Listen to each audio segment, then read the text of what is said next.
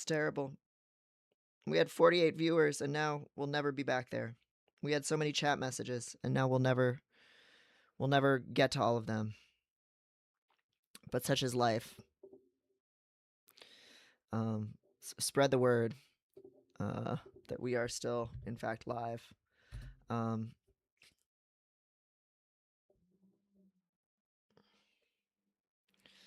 a, oh fucking god, okay, hold on, I'm gonna make the Tumblr post about it, and then I'll make my Instagram post.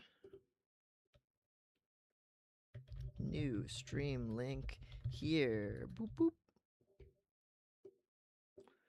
Oh, it was, for a while it was like going in and out of connected, and it was still maintaining the same stream link, which was so helpful. But now I need a new link. Oh, I'm just gonna be serene about this. I'm gonna be so normal about this and not mind, because there's already 21 people back, so it's not a big deal. Hello, welcome everybody. Hi. And maybe it's for the best, because I was taking forever to get to everybody's chat messages, so you know, maybe it's fine that things worked out this way. Come on, Google Messages, open up your shit up, please. Or do you not work because I'm hotspotting right now? Ah. Okay, I can just grab this link from my fucking YouTube. We are live. Thanks for being here, a blue octopus. Crystal Arkansas. The Piscord is a Discord server for people who participate in these chats, in these streams. I'll give you a link in just a second. I'm just making all my posts again.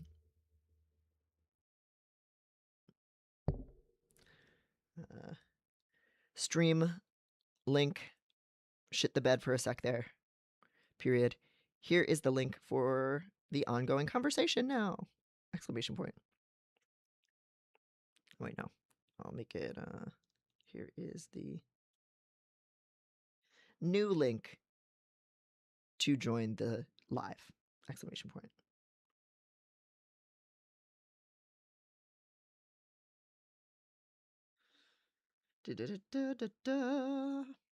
Thank you for your patience, everybody. 20 people watching now. Boom.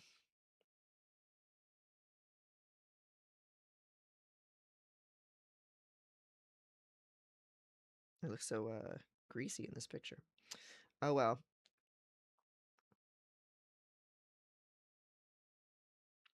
Okay, we're back. We're back. Hello, DJ on Dion. Now this is now I'm seeing people who joined the chat like later in the chat before I, you know, had a chance to catch up. So Crystal asked about the Piscord. So we have a Discord server where people hang out and talk, and it's very self-directed. Here's the link to join that if you're interested. It is as much not a cult of personality as I can possibly have it be. We have mods that are not me, which is good, because I should not be trusted deciding what the rules are of a server, because I'll be like, there are no rules, and that's, you know, that's how I live.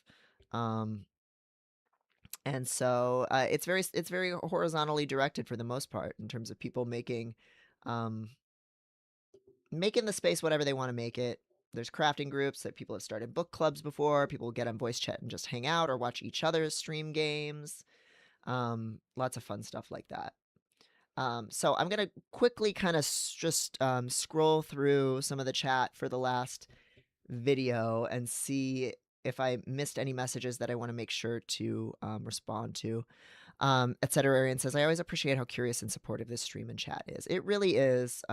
It's a really, like, the energy that people bring into it is so wonderful, and that translates as well to when there are disagreements or just different perspectives on the Piscord, which is amazing. Like we have so many conversations about youth lib and family abolition, about paraphilias and supporting people who age regress and who don't believe in there ever being thought crimes or any form of attraction being inherently making someone an evil person, and like stuff that it can be very taboo to talk about in a lot of spaces, and people are so there for it, and it's nice. So Etcetera said people keep canceling plans makes me feel more secure in our relationship. Oh, you trust me to cancel? Yes. I feel the same way. I like when people are taking care of themselves, and I like when I don't have to worry and try to preempt it. I try not to mind read or do any of that shit anymore. All that funny worrying about how somebody else is doing for them bullshit. But of course, sometimes the temptation is still there. So it's so nice when someone is like, taking care of themselves, and they know I'm not going to be mad at them. And if I am mad at them, who cares? I can't quite see the full size of the name of the message. I always type stuff in my notes app before sending a message, unless it's an easy answer that's a few words, because I hate people being able to see that I'm starting and stopping typing. Oh, it sucks that we worry about that stuff. Trans Peaks, yeah, talking more about romantic partners canceling being more affecting. Absolutely agree. Hello, Synecdoche. Welcome. Hi. We had a drop on the chat, so now I'm kind of just catching up on some of the messages. Lagoon Lurk said, using the time to fill out my name change application. Hashtag transgenderism. We love it. We love it. Someone said, romantic attachments make me go insane, and I love it. I love being in love, but also, oh no. Mood. Love it. Let's see how long YouTube notices the furry portrait. We've been fine. It's very far away. You have to know. So I've discreetly covered up Steffi the deer's butthole, and that's just a perfectly chaste picture of a puppy on a leash on my wall. So I don't know what you're talking about.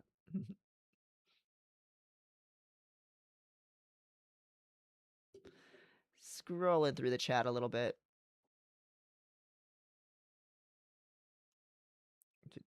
Ellipses, my beloved handshake meme. Yes, we love it. I most naturally text like a 19th century lady doing her correspondence. That's funny. Laya Odo says, dating app guy sends one long, thoughtful text instead of 15 dry ones, and I love it. Unfortunately, I'm autistic and bad at reading vibes, so I can't tell if this is flirting or customer service. It's a dating app, Leia Odo. I'm pretty sure it's flirting. I think it's probably flirting. Sasha says, people don't get enough practice with healthy disagreement and rupture and repair in relationships. Yeah. And the way that you do that is you introduce some conflict into the relationship. Like sometimes you just got to be the difficult one. Sometimes you just got to let the conversation drop. You just got to disappoint the person. You got to cancel the plans and like let them have their little feelings about it. Like the older I get and the more I finally practice this stuff, the more I see it as such an important test of a relationship that like I almost kind of want to disappoint people or push back against them really early on or challenge them on something really early on to see how they handle it. Are they going to be a fake ass bitch about it and agree with me about everything? That's a red flag. You know, like are they going to get offended? That's a red flag. Like are they going to get all bent out of shape over me not managing their emotions all the time? Like that's a red flag, you know? Like I've been through this shit too many times to want to invest a ton of energy into worrying about a friendship, worrying does this person still like me, only to find out a year down the line that they have like this mission impossible laser room of social rules and emotional expectations that they haven't communicated that I have to worry about tripping, you know? Like just put your hand on the fucking laser and see what happens when it gets set off sometimes. Um that's how I know if somebody's worth really investing in the relationship if we're going to be compatible. Welcome, Birdie Bits. Thanks for being here. We had a little bit of a snafu with the connection for a second there. Um, somebody said the grinder users' thought pathways are tragically blocked by 3-day loads. Yes, absolutely. Um, who is this that said this? Oh, the name on the username is too small. The elephant in the room here is for those of us who struggle with implicit communication rules, an absence of communication without any explanation can be incredibly distressing.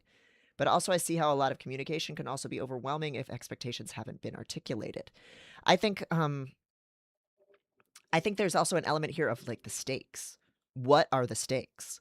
Like, there is a degree to which every person has to be comfortable with being disappointed by people and people being consistent with them, certain people, and like not hanging their entire self concept on maybe this person I'm messaging doesn't like me. You know, like maybe that just is the case that I'm not a priority for them.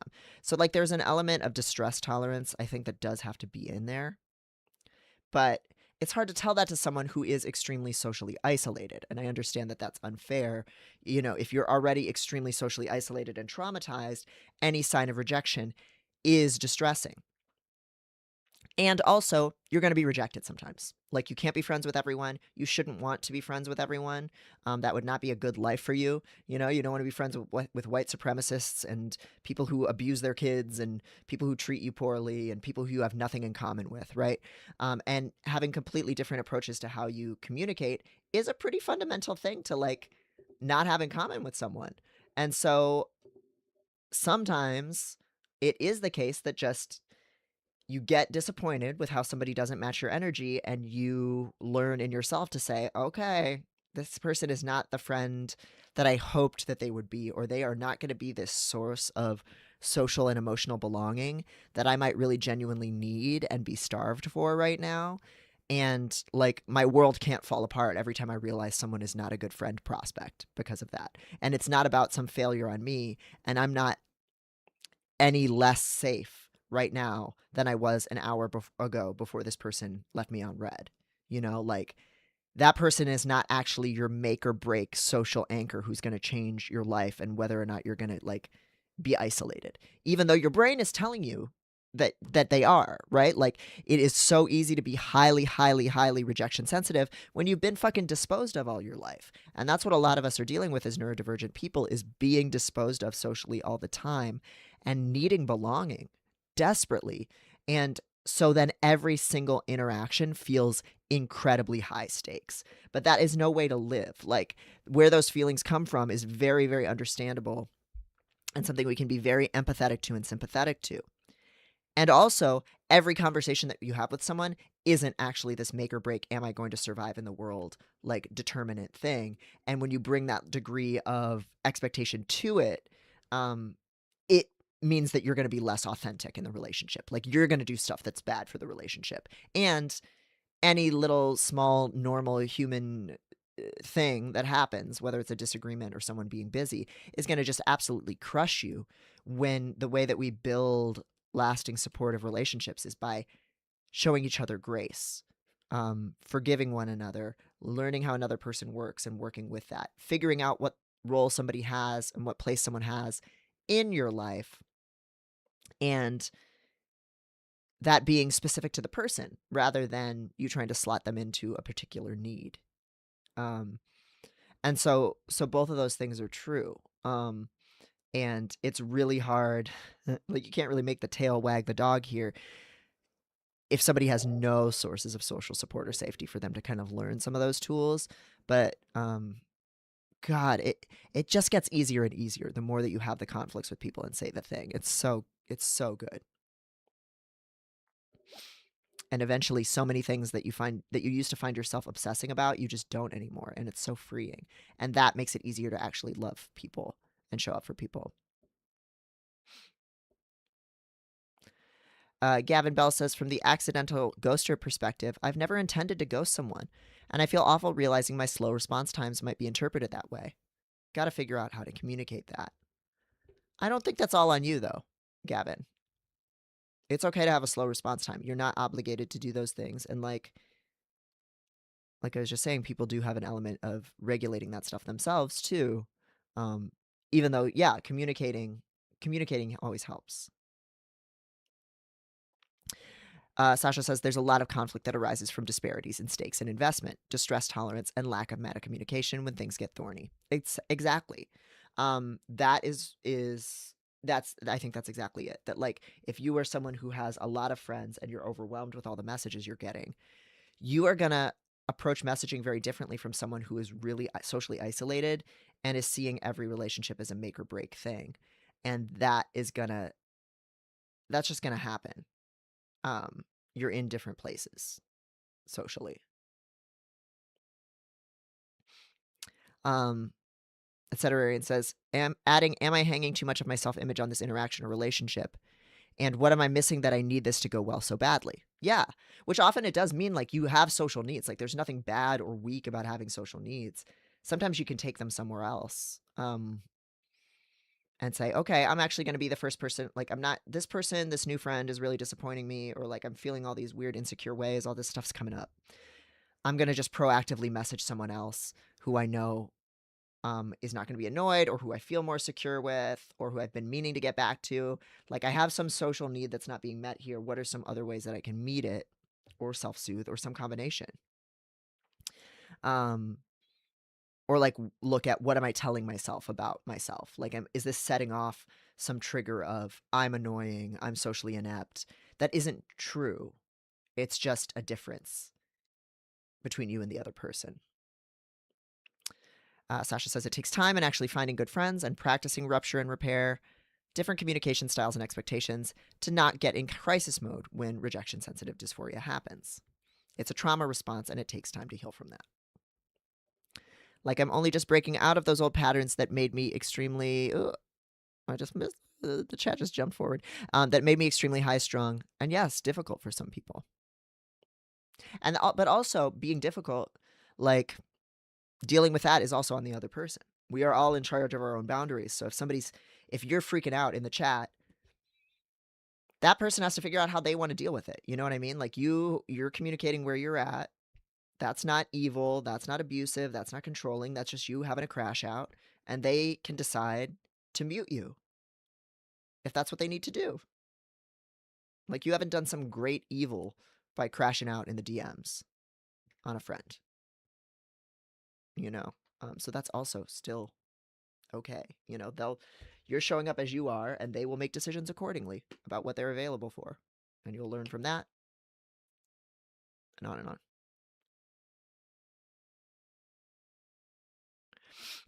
Gnashes my teeth. Am I perhaps in being people pleasing actually being more difficult? That part. Many such cases. And I read this shit because I've been there. I have been like, and I could be projecting my own shit too. But like I used to always want to just keep everybody happy and entertained. I'd be in the background anticipating when somebody might have their feelings hurt or be mad about something. And I was exhausting and I wasn't authentic. And those weren't fun, safe conversations to be a part of for me or for the other person.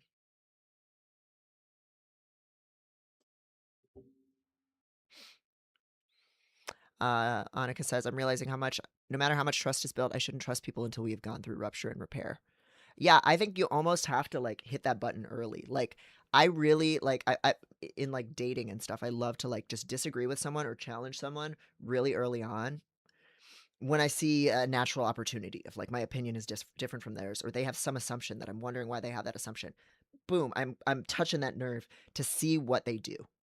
Um, not to be vindictive or manipulative, but to like really show up fully and like let's get a little tasting menu of what we're like when we disagree or when I have a question or a challenge for you. And that doesn't mean you're starting fights, right? But like you're introducing friction. Like we should all be adding a little friction to relationships, I believe. Um, we all need a little friction. And seeing how somebody handles that friction of I'm not available for this. Just small things like Somebody invites you to a restaurant, just say, I don't like that restaurant, or like, I need it to be like, I have this restriction. Can we change the time by half an hour? This will make things so much easier for me. Small requests, small rejections or disagreements. See how they handle it. It's so good for developing your own agency and security in the relationship. It's so good. It's like safe wording. You got a safe word in order to feel safe with someone. Um, in a kink scenario, you have to know that the boundaries will be respected and where some of them are, so that you can really run wild. And I think the same thing is true in friendships. Like, you have to be able to push a little. Synecdoche says, I have this problem where when I notice someone being deeply invested in our interactions in that particular way, I just immediately detach completely without even thinking about it, which sucks. I think it makes sense. That other person has made the interaction incredibly high stakes when you didn't see it that way, and you don't want to be playing by those incredibly high stakes, and so you check out. Sometimes we turn avoidant because something isn't that important to us. We can't care about everything. We can't care about every relationship equally, and even though if that's your default to any potential conflict, that's probably not a good move, and you're gonna miss out on some valuable connections doing that. Like, I think if if you realize a really big disjoint and you're like, oh, this is just not what I want out of this relationship, I think it is actually okay to recognize that and behave accordingly.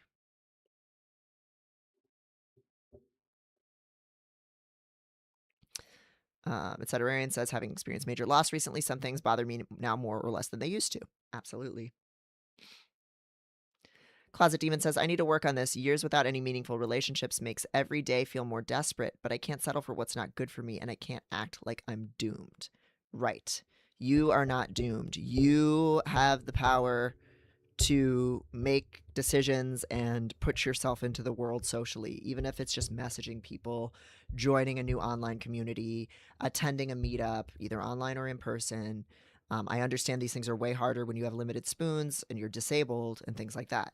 But if you're here participating in a chat like this, you have the capacity to play a role in your own relationships. Our relationships are only what we make them, with our decisions. And when we feel like we're like freak autistic losers who scare people, we don't speak up and go after what we need, and then we just take whatever we can get. But that shit's not true. Like, we are not freak autistic losers derogatory. We're freak autistic losers, positive, complimentary, empowering, and we can make for our friendships. We can do it. um, but it's hard, and you're not doomed. Um, baby steps of saying and hearing no. Uh, Venus flytrap. My friend with the hammer of truth recently. You do not need to bend yourself into a pretzel trying to be the least inconvenient to this person. Yeah, no. I want my friends to be who they are. I want to know the actual shape of them, not the pretzel. I don't want people to go to things that they don't want to go to. I don't want people to come to a plan when they're sick or they're tired. I don't want to take somebody to a restaurant they don't want to be at. Like, give me the information. One person isn't doing anything wrong by feeling more invested, and the other isn't doing anything wrong by stepping back from that intensity. That's true. Um, I mentioned the Fritz Perls prayer, without explaining it a second ago, or earlier, an hour ago. Um, Let me pull it up. So Fritz Perls is the inventor of Gestalt psychology, and he, by all accounts, was a real cantankerous little motherfucker. And he has this little prayer, the Gestalt prayer, that I loved it as a libertarian, and I still love it today. I do my thing and you do your thing. I am not in this world to live up to your expectations, and you are not in this world to live up to mine. You are you, and I am I. And if by chance we find each other, it's beautiful. If not, it can't be helped. And of course, there's plenty of things that are far more complicated than all that. And we do all make concessions for one another. But I think just knowing nobody exists to fulfill your needs and you don't exist to fulfill anyone else's specific needs, and that sometimes it just can't be helped, is nice. You do your thing, and I'll do my thing. And it's so beautiful when we actually genuinely connect doing our own thing. Yeah. Needed that hammer too. We can do it. Yes, yes, we can all do it. Disappoint someone today. Disagree with someone today. Even if it's just tell someone, if somebody asks you what you think about their outfit, just be like, I would have done that with the blue purse. Just share an opinion. That's not going to immediately gratify or please someone. Like you will, and the world will not end. It's such an empowering thing.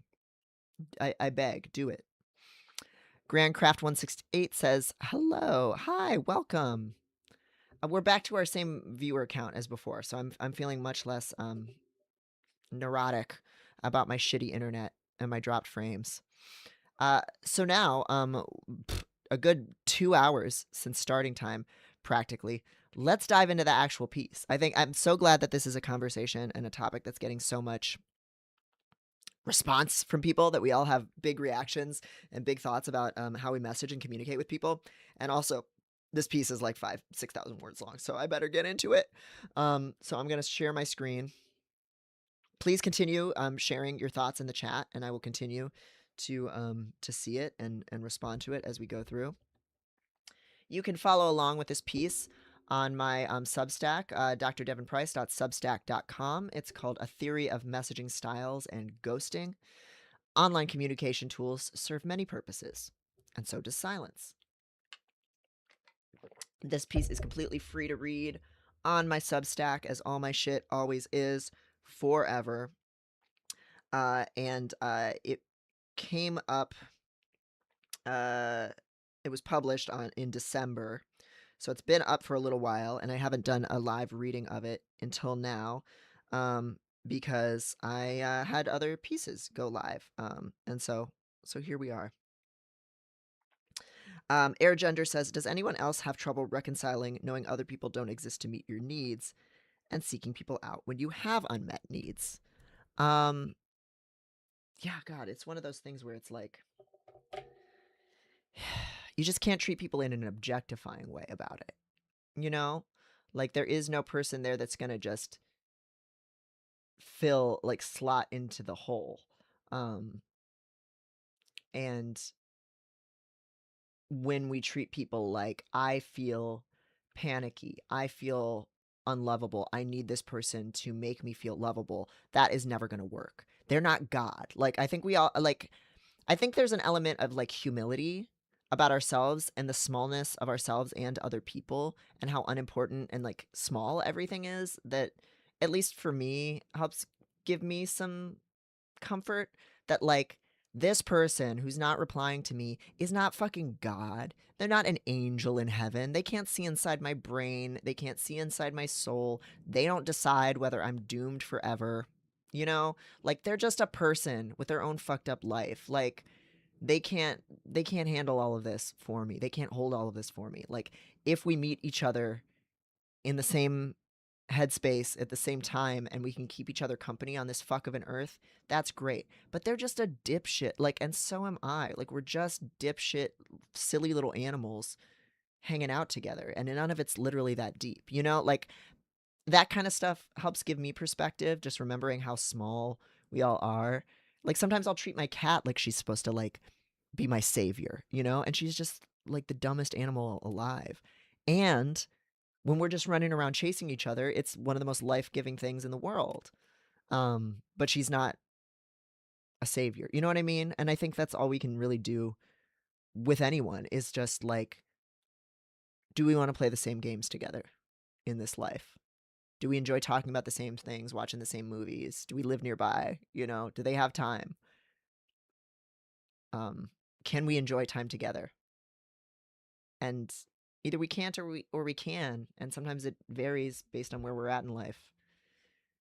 But no person is ever going to be the savior or the one that fills the hole. does that make sense? I don't know. That's part of how I look at it, like, or try to look at it. Sasha says, I've gotten a lot better at not hanging on with a vice grip, helplessly pining for someone to maybe someday reciprocate my energy or affection. It's good to step back and find something else to chew on.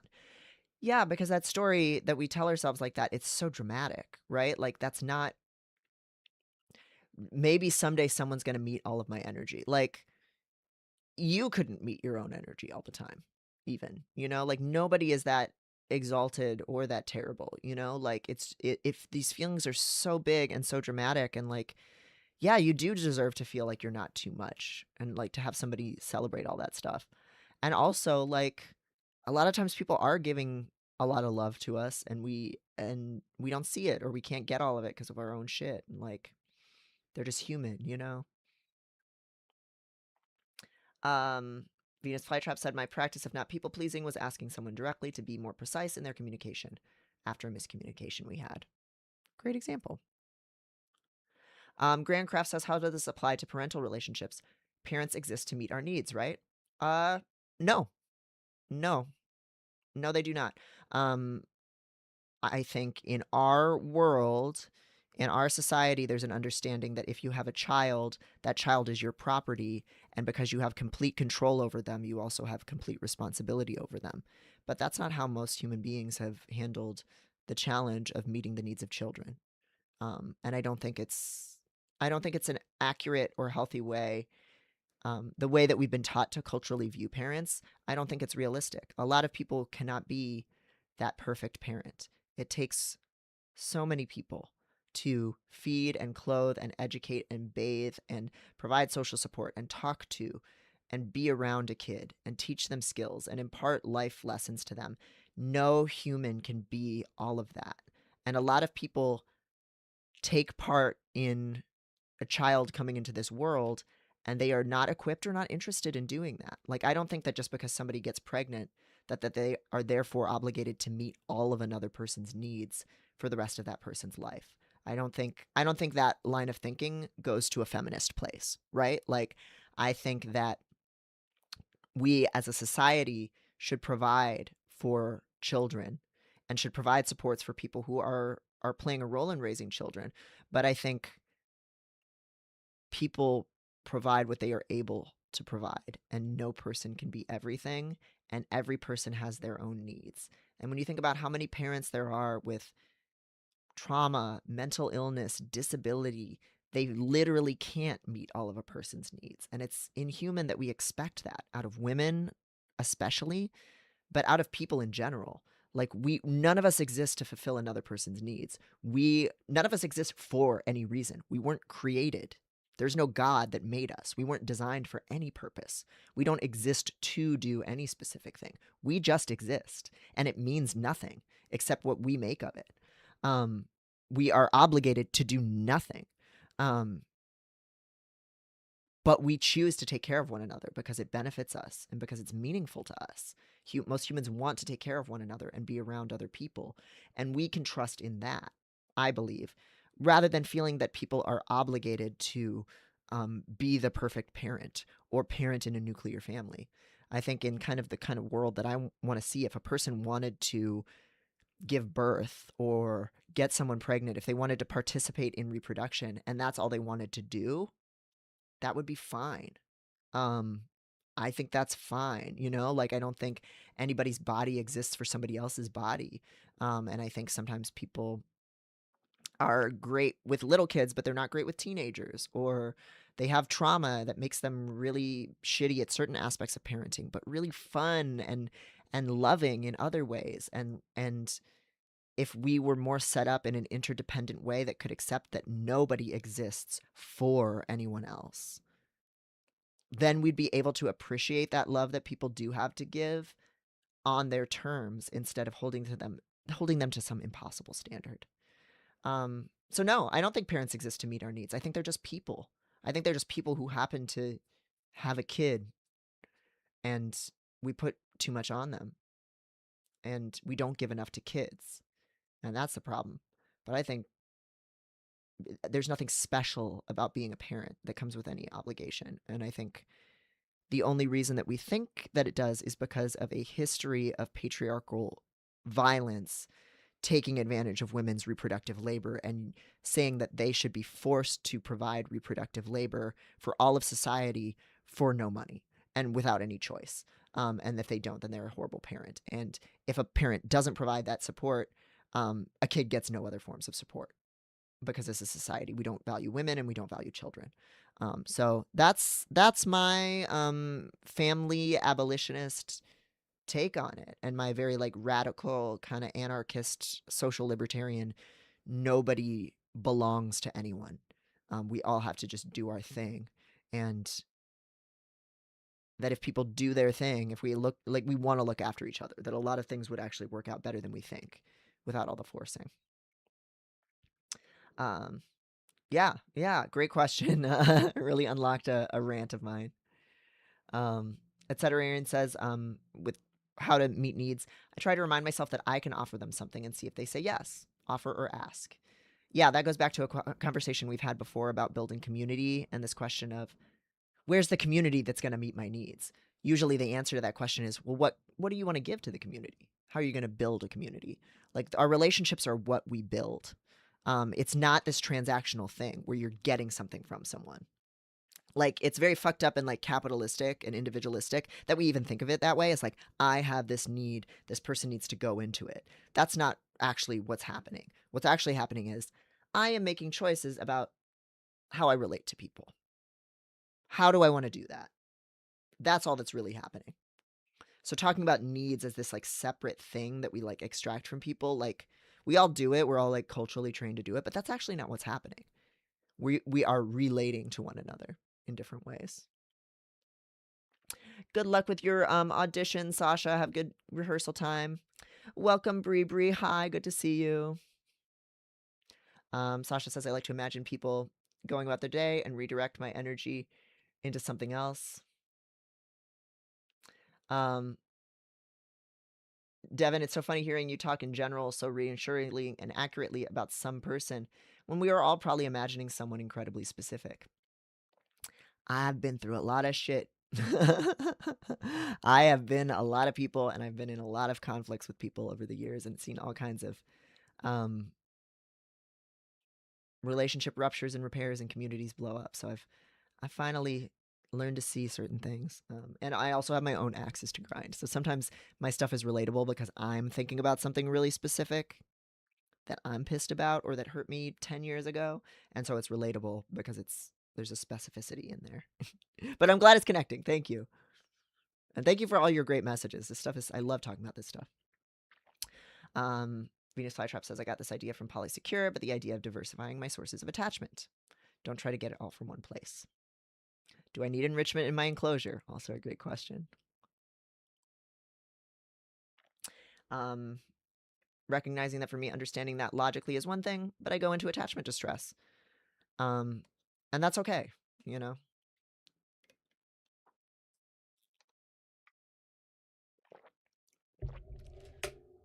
Air gender. Oh, you mentioned the objectifying thing. I think for me, I worry that the process of diversifying my attachment sources is somehow objectifying other people.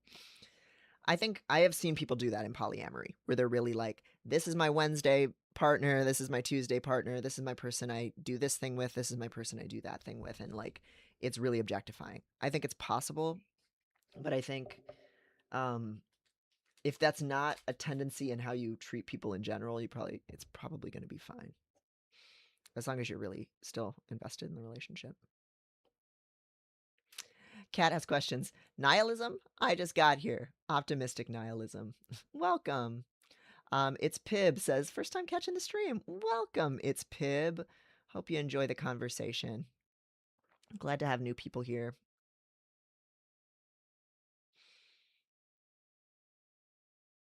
Kat has question, how long has it been live? We haven't even started reading the piece yet, Kat, so you got time. You got time to put it on the TV. We got another hour plus on us, because I haven't even started reading the piece yet. Going into the article now. Yep. I've been faffing about. It's Pib. Reparents not existing to meet our needs is blowing my mind. I agree with everything being said, but I'm not ready to really fully wrap my head around it because of how much reframing I need to do with my own parents. Right? It's a tough one because you probably have things that your parents failed to do or didn't do that might really hurt. And you can have those feelings. And you don't have to have a relationship with them, you don't have to forgive them. I just think also the only reason that we even get into these situations in the first place is because we offload all responsibility to children onto one or two people and give them no support. Um, and that sets kids up to be neglected and abused.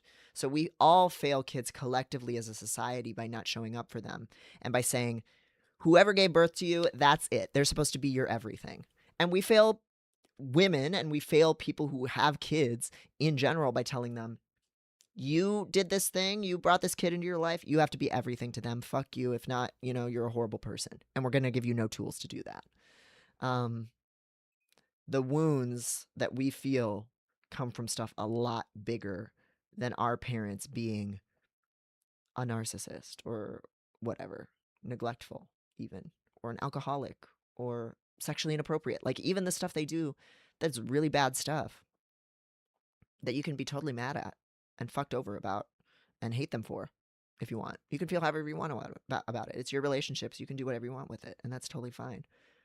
And also, we are setting people up for that with how we handle family in this world.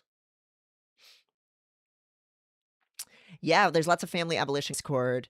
It's something I'm very passionate about and that I used to not agree with. And I had to really move through a lot of my own assumptions and fears to get to this place where I'm now a pretty hardcore family abolitionist. So hope you'll be on the Piscord for more chats about it.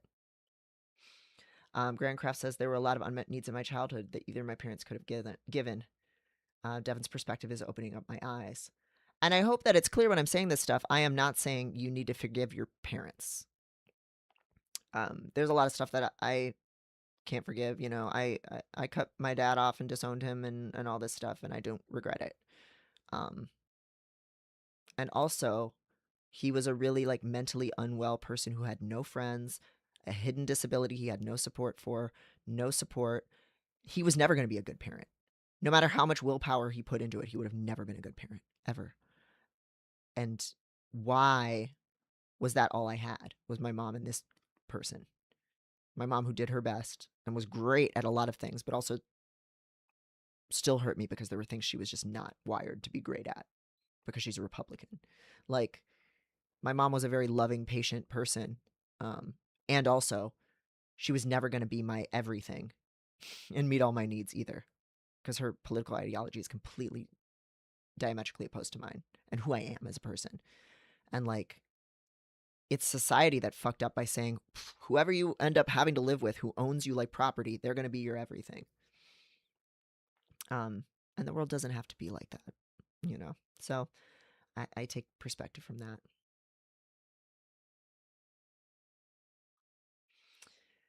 This is also helping me as I grapple with anxiety about parental mortality. Yes. That's so real. I'll grab a link to the Discord real quick. We get told that all of our attachment needs are somehow supposed to be magically met by our parent. And people are supposed to have so many more attachments than that. People need so many more attachments than that. And here's a link to the Discord. And parents die. Like, they can't meet all of our social and emotional needs. And the idea from attachment theory that is very Western and European and capitalistic is that, your mother relationship as a child is your foundation for attachment. And that doesn't have to be true. Lots of people grow up with lots of loved ones and lots of supports, and they learn that they can rely on lots of people in their community.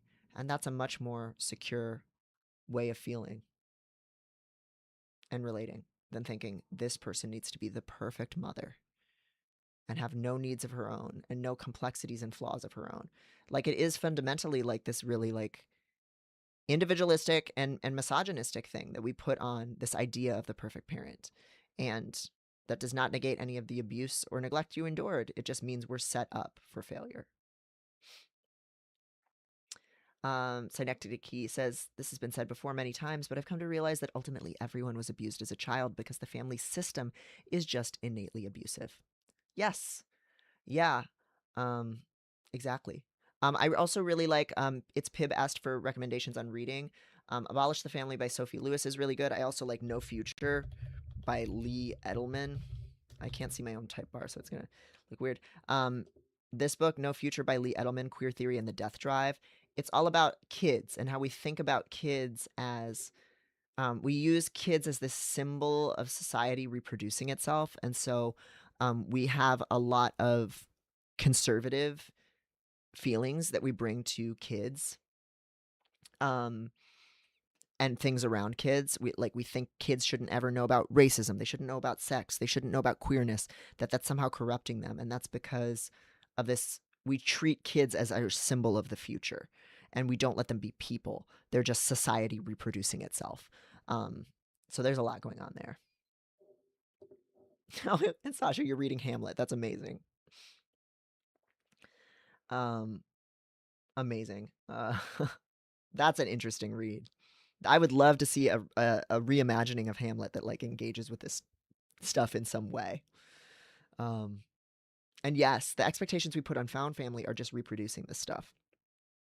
The term found family makes me a little itchy because it's like, oh, you mean another thing where people are going to be mad at me all the time and try to control me? It's like, no. Yes, the educational system as well. Yep. I like to say sometimes you can't have unschooling without unfamilying. That we would need to have a completely different structure for where kids would have a little bit of freedom to sleep in different places if they're not safe sleeping in the main place where they sleep at night. You know what I'm saying? Where they could just walk to another loved one's home and that they could come and go and they would have multiple places to get food, to be loved on, to learn things, and to leave if they didn't feel safe, you know. So there's a lot. There's a lot here. All right. Oh, we're getting into such good stuff here. And I love, love, love, love introducing new people to the concepts of family abolition and unschooling and child liberation. And I have some writing on my Substack that's all about child liberation and going to be doing more around that too. More interviews and stuff. So watch this space. Dawn of Everything. Yes, such a good book about other ways of being. All of David Wengrow's stuff and all of David Graeber's stuff are amazing on that topic. Give us back the village, damn it. Yes. All right, let's dive into the piece finally.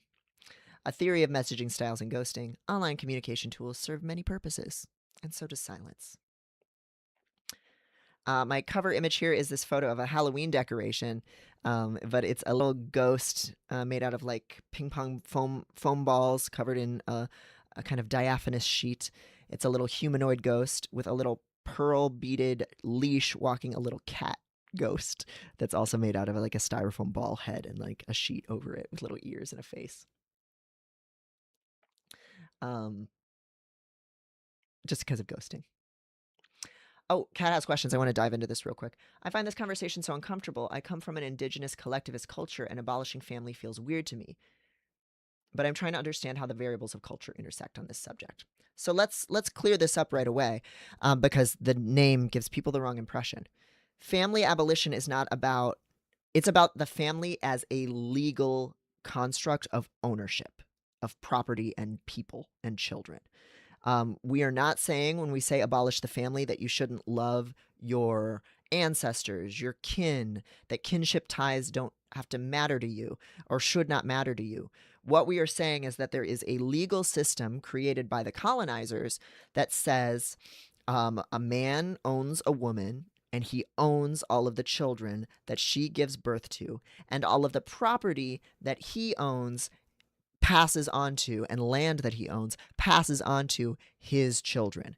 And the way that we determine as a society how land and resources gets distributed is based on legal ties of ownership, and how we determine who is responsible for caring for other people is based on this model of legal ownership. So the idea that a child belongs to their parents, that children are determined through these like legal marriage ties and blood ties, and that legal blood status, which obviously as an Indigenous person, you know how much that's been used to eradicate Indigenous people, things like blood quantum and shit. Like that all goes back to this very legalistic definition of who is related to who. And obviously many Indigenous nations had traditions of welcoming people into the clan based not on any kind of biological relationship, right? There was lots of freed black men who were adopted into many different Indigenous groups. That's like basically what the Seminole was, period, was just a collection of different people who had fled other, who had either fled enslavement or had fled their nations being destroyed by colonizers. That our relationships are not determined by any kind of legalistic or blood or biological relationship. And so abolishing the family is about abolishing the legal construction of the family. And it's, yeah, as Sasha says, very related to abolishing patriarchy. It's the system of power and ownership.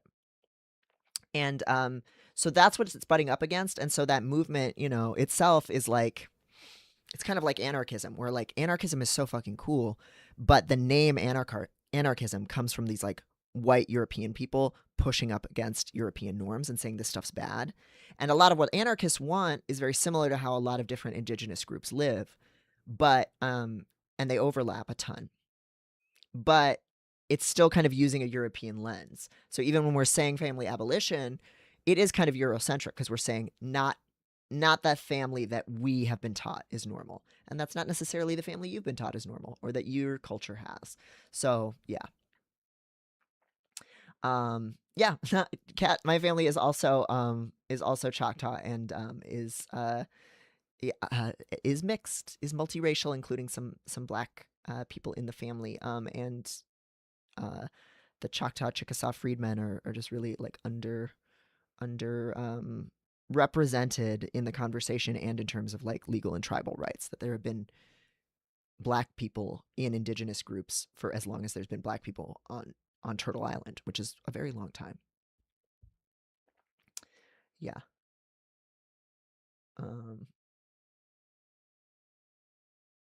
Parents are an extremist group that can't be reasoned with. Yeah, because it's about control. Lord Eelhorst says maybe dethroning is a more precise term for this. I mean, we're talking about like a legal abolition. I don't know what the rebrand needs to be, or if it's too late or what, but like it's abolishing laws and policies and norms, So I think abolition does make sense, but when people hear family abolition, they think, I love my mommy, I still want to talk to my mommy. And it's like, nobody's saying that you can't love your mom, but I understand why it sounds like that. I understand why it sounds scary, because that was my first reaction to the idea too when I was young. I also found it scary, family abolition, when I first heard it. So yeah, it has a branding problem. I'll be 100% for real with you there. Child liberation is what I prefer to say as the starting point. All right, diving into the piece. I've got another autistic advice / sex anarchy question loaded up for your inbox. This time from Tumblr user Precious Park, who is wondering how they should handle a major discrepancy between how they and a potential partner approach texting and response times. Precious Park recently found it so stressful to keep up with regular texting that they wound up ghosting a person they were interested in. And they're wondering whether dropping off the map on someone is ever acceptable, and if there might have been a better way to address differences in how we use the apps. Here's how Precious Park describes it. And this is a screenshot of a question sent to my Tumblr Ask box. You can submit future autistic advice questions to me at drdevinprice.com/ask or demonprincex.tumblr.com/ask. Precious Park says, do you have any thoughts or tips on essentially like ethical ghosting? I was talking to this super hot person on Lex a while ago, and we had a great rapport. But like between my incredibly tiny social battery and the differing feelings and needs of alters in my system, texting every day just wasn't working. So I ghosted them. And ghosting people in this way frequently seems to be my only option. So I'm wondering, like, is it okay to do this? Is there a better way?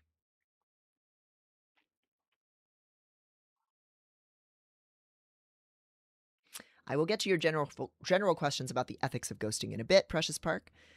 My opinion is that deciding you're no longer able or willing to keep messaging someone is basically always acceptable, barring some kind of ongoing interpersonal or caregiving obligation, and that people frequently use ghosting to send a very clear message about their boundaries and available energy. But I'll dive more into that later. For now, I want to focus on the specific situation that you've written about. You liked someone, you enjoyed messaging with them, but you felt so stressed about the assumed and not verified expectation that you be available for constantly messaging that you stopped messaging at all, and you're a bit regretful about that. I think you could have communicated your way through this one, I'm afraid. From the sound of it, you and your potential Lex Boo were simply using the tool of texting a bit differently and making assumptions about each other's messaging habits that you never had a conversation about. But every person has their own relationship to digital communication tools and variable interest in the back and forth patter of regular texting. So it's best not to take your own feelings or your projections of another person's mental state as a given. Often, when there is a mismatch between how you approach texting and how another person does, you can discuss it and clear up what a long gap between responses means, instead of letting the conversation fall into a guilty, avoidant hole of missed connections, missed notifications, and conversational threads that it feels too awkward to circle back to months later. Hell, even if a conversation dies for a while, you have the power to revive it, so long as you haven't been blocked or unmatched with. All you have to do is express what you were dealing with and affirm that you want to talk again, and then see how the person feels about it. So let's talk a bit about the various ways that people approach social media, where big mismatches in communication style come from, and how to be friends with an always online chat spammer when you're a posting ghoster who's always on Do Not Disturb. Lots of inquisitive yappers in the chat. Yes. Oh my God. I'm so happy to see people interested in child abolition, age abolition, child liberation, family abolition, all these things. Rotating the ghost and communication conflict in my mind with regard to Hamlet and Ophelia. Oh, fuck. Oh my God. Hamlet ghosted her. He left her on red. Oh my God. Is that why Taylor Swift compares herself to Ophelia in her new album? Because Matt Healy ghosted her, because she has all these lyrics in the Tortured Poets department about how she had this whirlwind magical romance with Matt Healy that lasted only 2 weeks, and then he ghosted her. And then maybe I'm overthinking this, but then in her new album she talks about how Travis Kelce like rescued her from the fate of Ophelia by wanting to get with her. Holy fuck.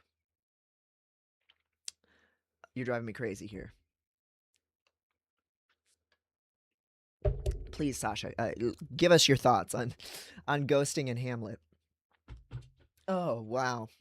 So did Ophelia just need to work on her distress tolerance? Let's not forget about Hamlet murdering her father.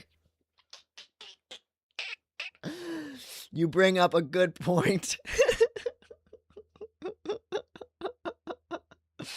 You're right. That was probably the more salient issue.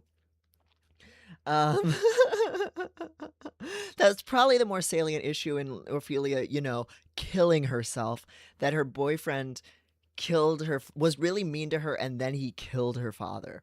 So she lost out on a marriage that would have secured a future for herself as like someone like in like the palace. And then not only does she lose any sense of like what her future will be as like a princess or whatever, or a consort to a monarch, then the boyfriend who ghosted her and fucked up her entire life also killed her dad. So it's kind of like flunking out of school, getting fired, getting blacklisted, getting dumped, and your dad gets murdered. So that's pretty bad. Um, thank you, Mel. That's pretty bad. Sasha says, of course you bring up Taylor Swift. What's the point of celebrities if you can't rotate them in our minds and use them symbolically? Celebrities as social stories. I'm on Ophelia's side. And her brother. He also kills her brother. Don't forget all the shit Hamlet says about women. Oh, I can excuse murder, but I draw the line at ghosting. Thank you, Closet Demon. Very good. Oh my god. DJ Andion says he did tell her to run because he was about to destroy everything. Oh my god. In Ophelia's first scene, her brother and father are also talking to her about how to guard her chastity and watch out for Hamlet. There's so much going on. Yeah, her dad's shitty, her brother's shitty. They're slut-shaming her. They're telling her, listen, you might have this crush with this prince, but he's not going to marry you. You're never going to be queen or whatever. Don't give it up to him because then you won't have any future. But she's like, I love him or whatever. And then he's like, I'm a dick. And you're a silly woman, and I'm about to blow shit up. And then he dumps her, and from what her family has already said to her, her life is ruined. She's like ruined her life and virginity, and then he kills her dad, and he ghosts her. So there's a lot going on, and it's a lot that Taylor Swift seems to have missed in her lyrics. Ophelia's just a girl. Yeah. Ultimately, was it not Hamlet that was ghosted by his father? Y'all are too silly. Y'all are too silly in the chat. Oh my god. This is so good. I should have used a Hamlet themed cover image for this, is what I'm learning. Factors that influence messaging style. People have wildly different relationships to digital communication based on their capabilities, energy, social outgoingness, schedules, the digital communities they belong to, and so on. If you have a Tumblr accent, you're very different from somebody who is on whose first messaging app was like Roblox. I don't know.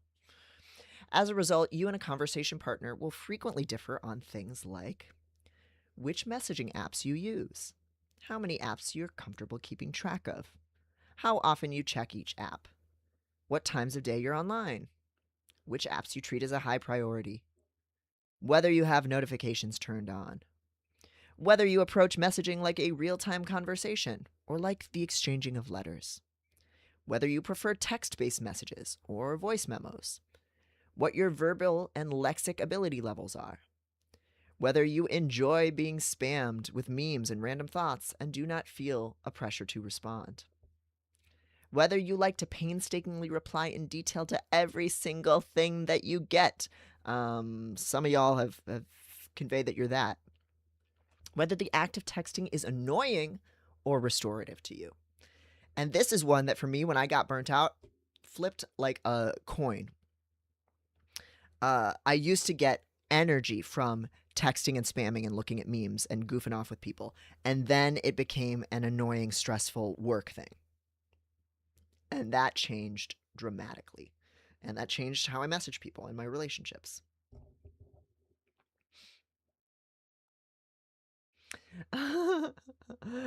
Drudgeworm says, Sasha says, when I was ghosted, I would lie in the bath like that one Ophelia painting, holding my joint sad style. Oh no, I get in the bathtub and I pretend I do exactly like fucking Taylor Swift in that album cover where I'm just like, I'm so sad. I'm smoking my joint. I have my candles lit. And like, oh, the luxurious drama of my sadness. It's so good.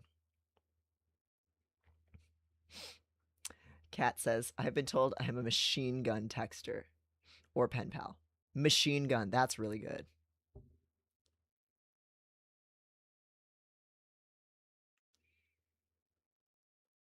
This is a really long list of variables that we can't take for granted, and they're all subject to change.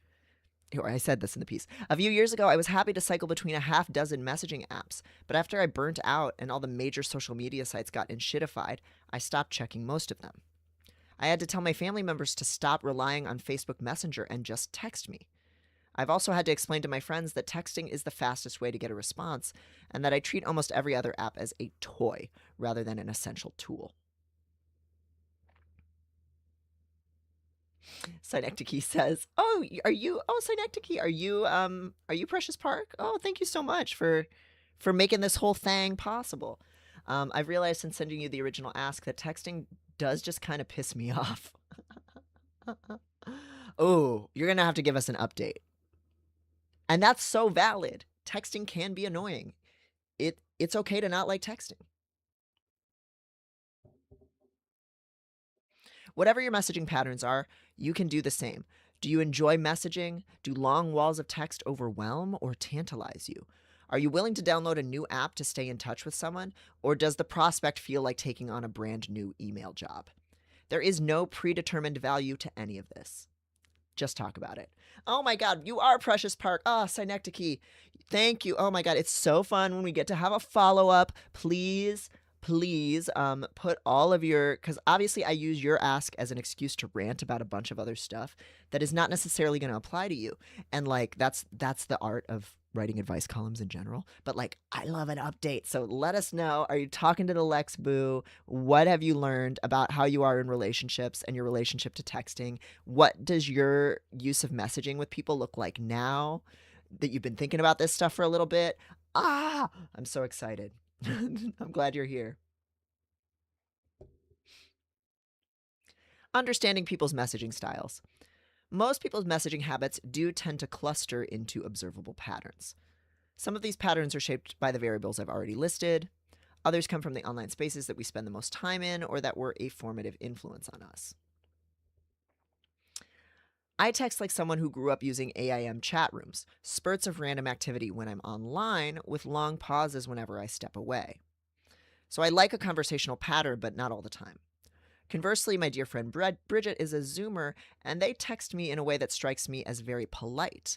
First, they will say hello, then they ask me how I'm doing, and only after getting responses to these messages will they bring up their primary reason for texting. Since we are both patient about long response times, our differences don't really seem to bother one another. But if Bridget really needed the conversation to be a real time exchange, or I found open ended questions and messages without a clear agenda to be stressful, then we might have had a problem to work through. And as I already mentioned during the stream, we also have a really secure friendship where we can hang out a lot, go a couple days without talking. It's really easy and casual. So I know but also committed. And so it's not, I'm not worried. Like we're in each other's lives. So it's not going to be an issue one way or the other.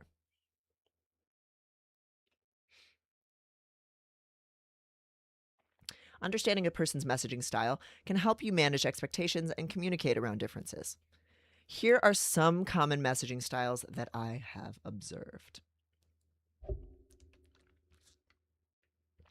The always online. This person seems to be active always. They reply almost instantly, leaving minimal or no messaging gaps, do not seem to get messaging fatigue, and they may feel hard to keep up with if you don't text a lot or worry that you are supposed to text more. Because you don't have to keep up. If they send you a lot of messages, they probably like sending messages. So maybe you don't have to.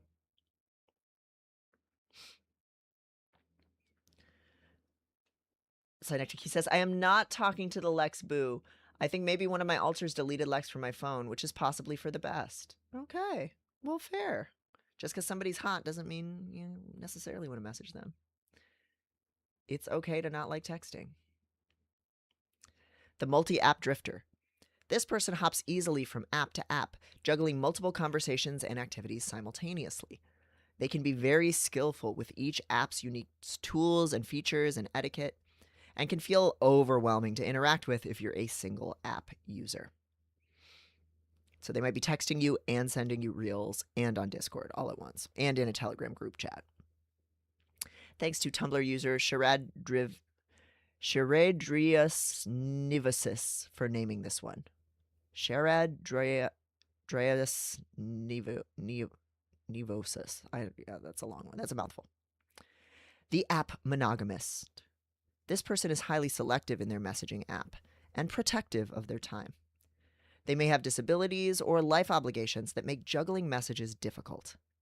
On other apps, they may reply very slowly or not at all. This can be very stressful if your preferred app doesn't line up with theirs or you expect rapid responses. The cat dropping presents, also known as pebbling.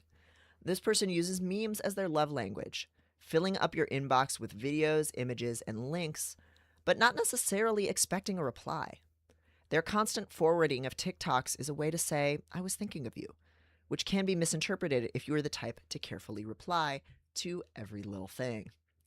I had to really learn that this is a thing and that people don't expect a reply. So Photopotamus, good homie, on the Discord and in the chat, and actual friend of mine, they send lots of shit. Like, they share Tumblr posts with me, Instagram reels with me, stuff like that. And I would get stressed out by it at first because I thought they expected me to watch and respond to everything. And then at some point, I think they used this specific metaphor that they're like, I just see it like I'm a cat dropping presents, like I'm bringing dead birds to you. And it's when your cat brings you a dead bird or a mouse, you receive that as them intending to take care of you and feed you, even if you don't want that thing, and to you it's trash. So you don't have to watch all the videos. I'm just sending them to you. I also have a friend who will send me like a ton of reels in one day, and I'll go through it and I'll watch them and I'll reply to them sometimes, and they'll never see my reply. They'll never see me riffing on the joke that's in the reel, or I'll send them a reel back and they won't ever like, they never even see it. Like, they just don't look at their Instagram DMs. And that's fine. I understand now that, like, I don't need to put a ton of energy into that. I'll watch the reels when I have the energy, and I'll receive it as like, this is me sharing something funny with you. And it's the equivalent of, because they'll also show me reels when we're just hanging out at their house. They're just replicating the experience of, we're sitting on the couch, here's a dumb thing I saw on my phone. They don't expect a reply, and they're not necessarily even looking for me to send them anything back. They're not even looking at it. And I could, like, if I wanted to feel some type of way, I guess I could get all up my own ass about how, like, they don't watch the reels I send them, but, like, who cares? You know, like, I'm only doing that because they did it, so it's fine.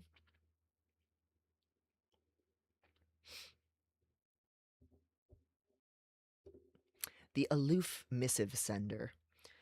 This person treats digital communication like the exchanging of letters. Weeks or months may pass between their long, thoughtfully considered messages. They may have little patience for meme or chatter sharing and talk only about what interests them.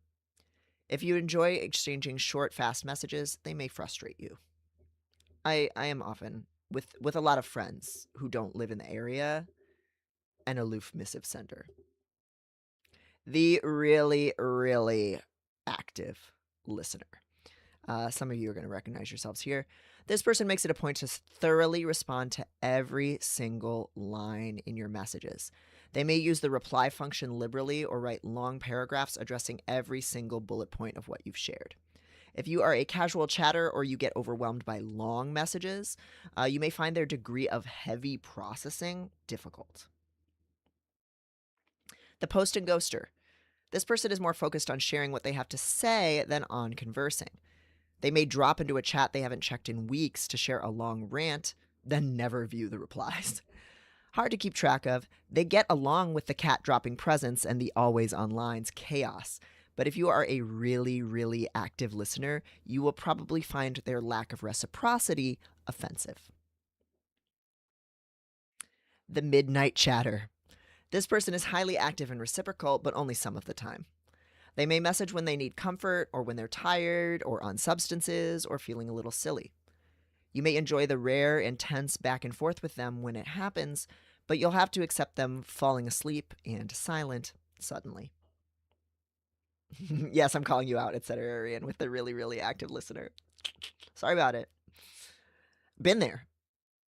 I read because I have written that book myself in my life. The punch clock chatter. This person logs on every day with regularity and puts in a dedicated messaging shift. They may have a highly involved digital life and many primarily online relationships. An office job or disability may keep them pretty consistently connected. If you don't live a lot of your life online, you may not understand each other. So if you have a desk job or a work from home job, you might be a punch clock chatter. And if you have a friend who works, let's say, in nature restoration and they're out in the world tilling the earth with their hands, like my friend Melanie does, she's not going to text me at the rate I could text her because I'm just fucking off on the computer with my fake job. Just differences. Etc. says, I love all these little guys, though. Yeah, I think once you know these rhythms, I love these guys. Like, I have so many friends who are each of these guys, and I love them. It's great. I just have to regulate my notifications, and that is what? My responsibility. The lurker. This person is typically always online and sees everything, and may feel comfortable using a variety of apps, but they don't often reply. For reasons of shyness or a more reserved personality, they prefer to be in the audience of a conversation rather than driving it. If you require active participation in conversations, you may mistake their silent observation for disinterest. So this is the person who, in the group chat, you see their icon all the time, but they hardly ever say anything. And if you're insecure in certain ways, you might think they're pissed at you or annoyed by you.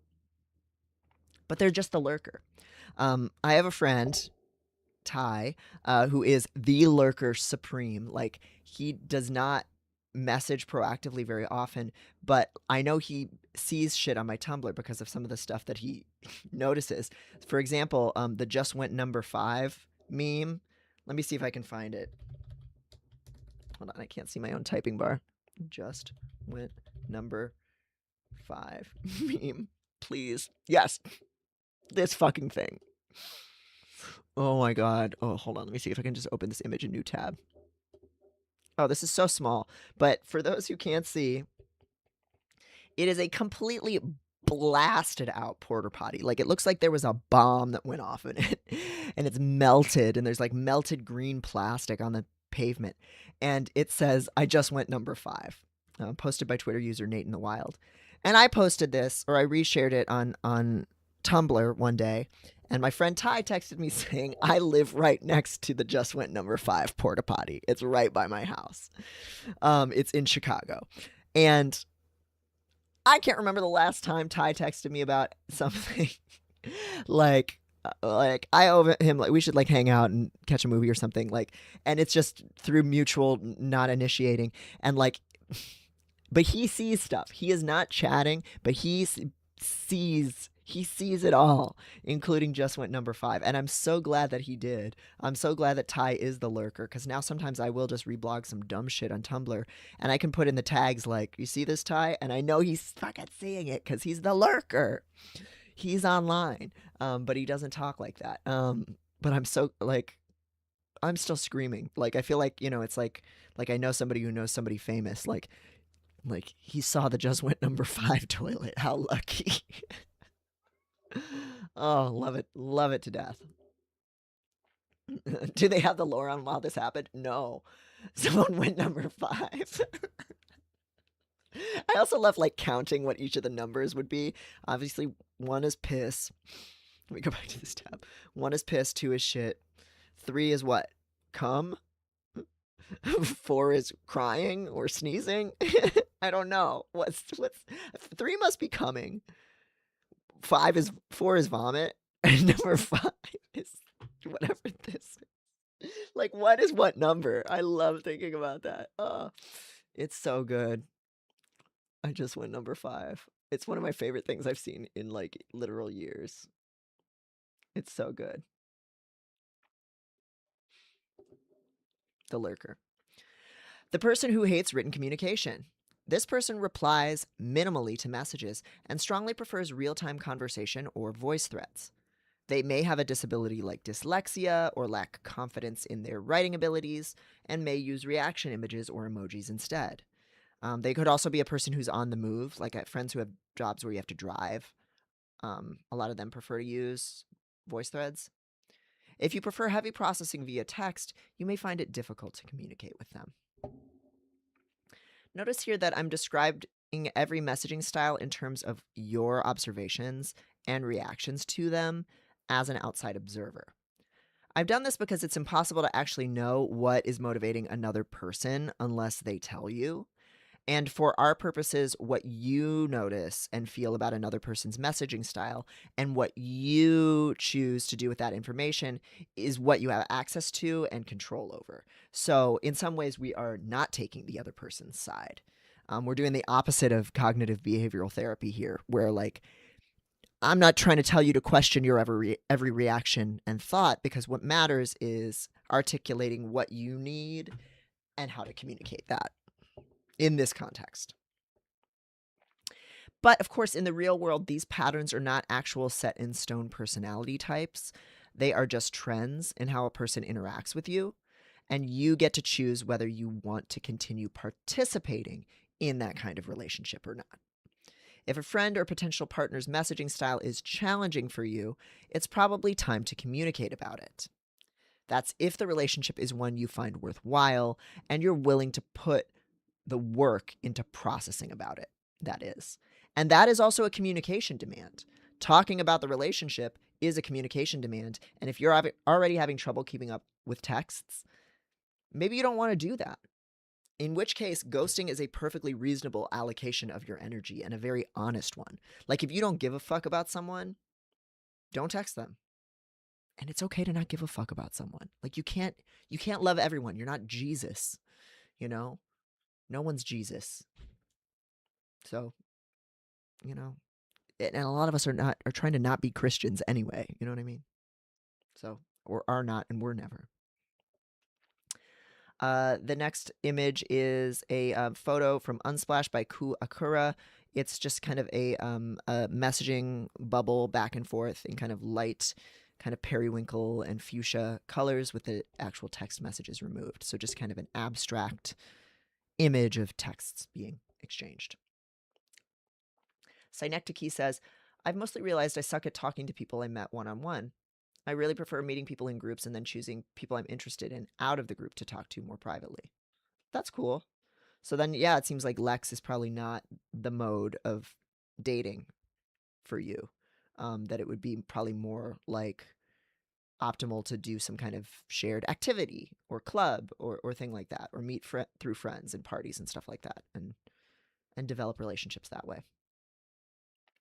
And we don't have enough of that today. It is more socially draining to have one-on-one interactions. It really is.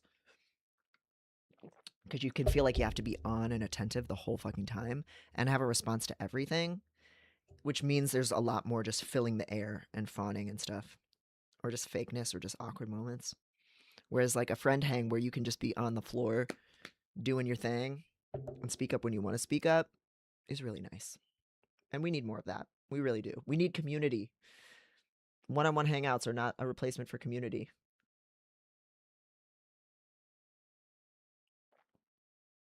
Got some people saying which texting styles they have. Sasha says that it's very loud when it's been drinking and messaging. Me too. I get silly. I'm every texter. It's all in me. Yeah, pebble spam is penguin pebbling. Yes. Mavellan says, I used to have a family group chat that was me, my sisters, my mom, my sister's partner, plus another friend of my sister's who was an audience to our nonsense. I love that. When somebody, there's just like, just the one normal guy there. There's hand sanitizer in porta potties these days. So keep that in mind.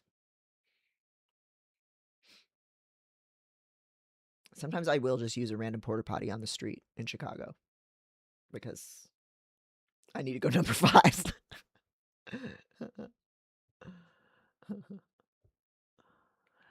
Birdie Bit says, I kind of like categorizing like this.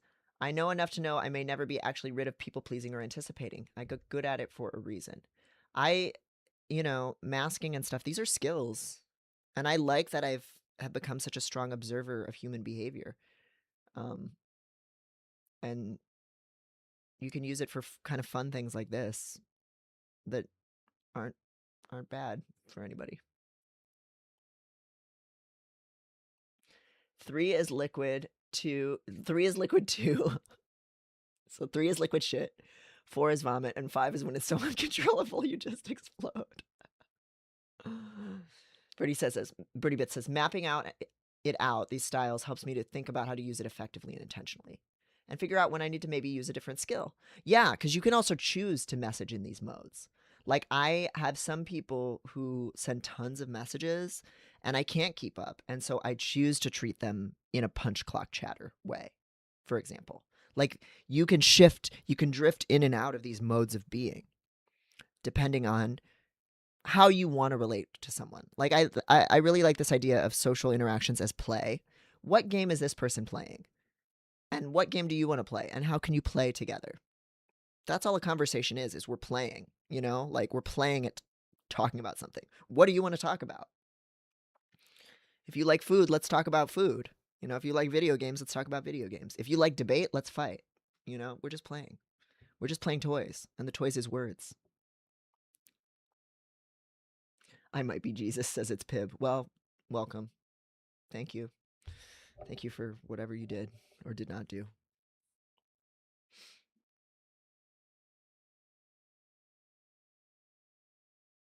Five is what killed Elvis.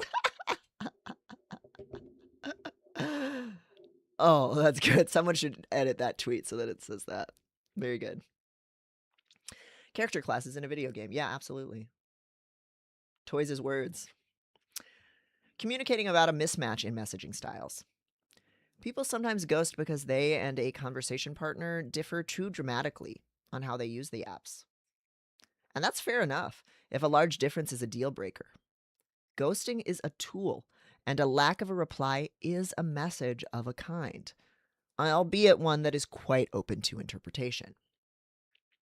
But if you like the person and enjoy the conversation you have with them, you can just lay out how you like to exchange messages and check in with the person about how they do as well. Sometimes all it takes is a little reassurance that your conversation partner is not angry with you for taking a few days or weeks to reply, to get you comfortable enough to express yourself authentically. On the flip side, if your potential Lex Boo was getting anxious that your slow response times meant you weren't genuinely interested in them, then knowing you're just not a big texter could help them understand that that's what's going on and that it's just a matter of personal preference, not a relational issue. Of course, we now know your situation, Precious Park, is a little bit different, and that you decided that one-on-one messaging just isn't for you, which is also totally fair. All you really have to do is give the person information that helps them know what to expect from you, so that they can make their own decisions about whether messaging you is something they are up for. Barring some kind of caretaking obligation or similar responsibility or commitment, you should not make demands about how frequently a person messages you or how they express themselves, I think. Remember, boundaries are a thing you do, that you maintain for yourself. So if you are annoyed by constant notifications, it is your job to turn them off. And if going 3 hours without a reply makes you anxious, it is generally your job to manage that. Here are some example scripts for some example scenarios. Hey, just so you know, I don't check this app very often, but I'm enjoying talking to you. Do you want to text me? Here's my number. I know it's been a while since my last message. I like to focus on responding when I can give it my full attention. I just wanted you to know so you don't think a long silence means I am not interested. I've been really busy, burnt out, etc., and not checking this app. But it's great to hear from you. How did that thing you told me about months ago turn out?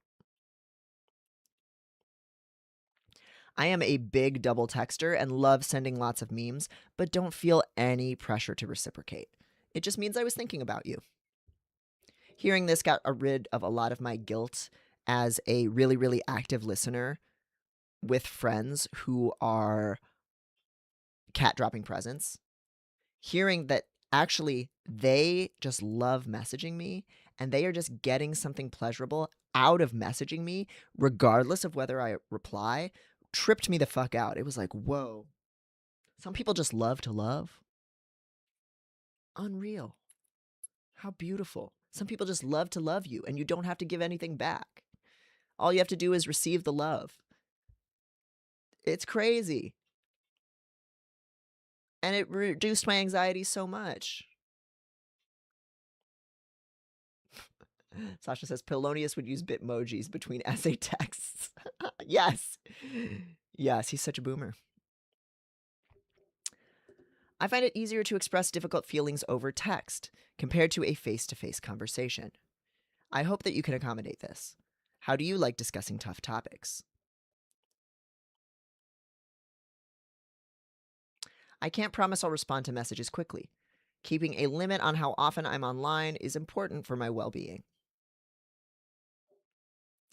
I don't reply often because I don't always know what to say. But please understand that if I'm seeing the messages and reacting to them, that is me being there in the room with you and listening to you. So if somebody just thumbs ups, doesn't mean they think you suck. If you need a quicker response from me or it's an urgent question, message me on specific app.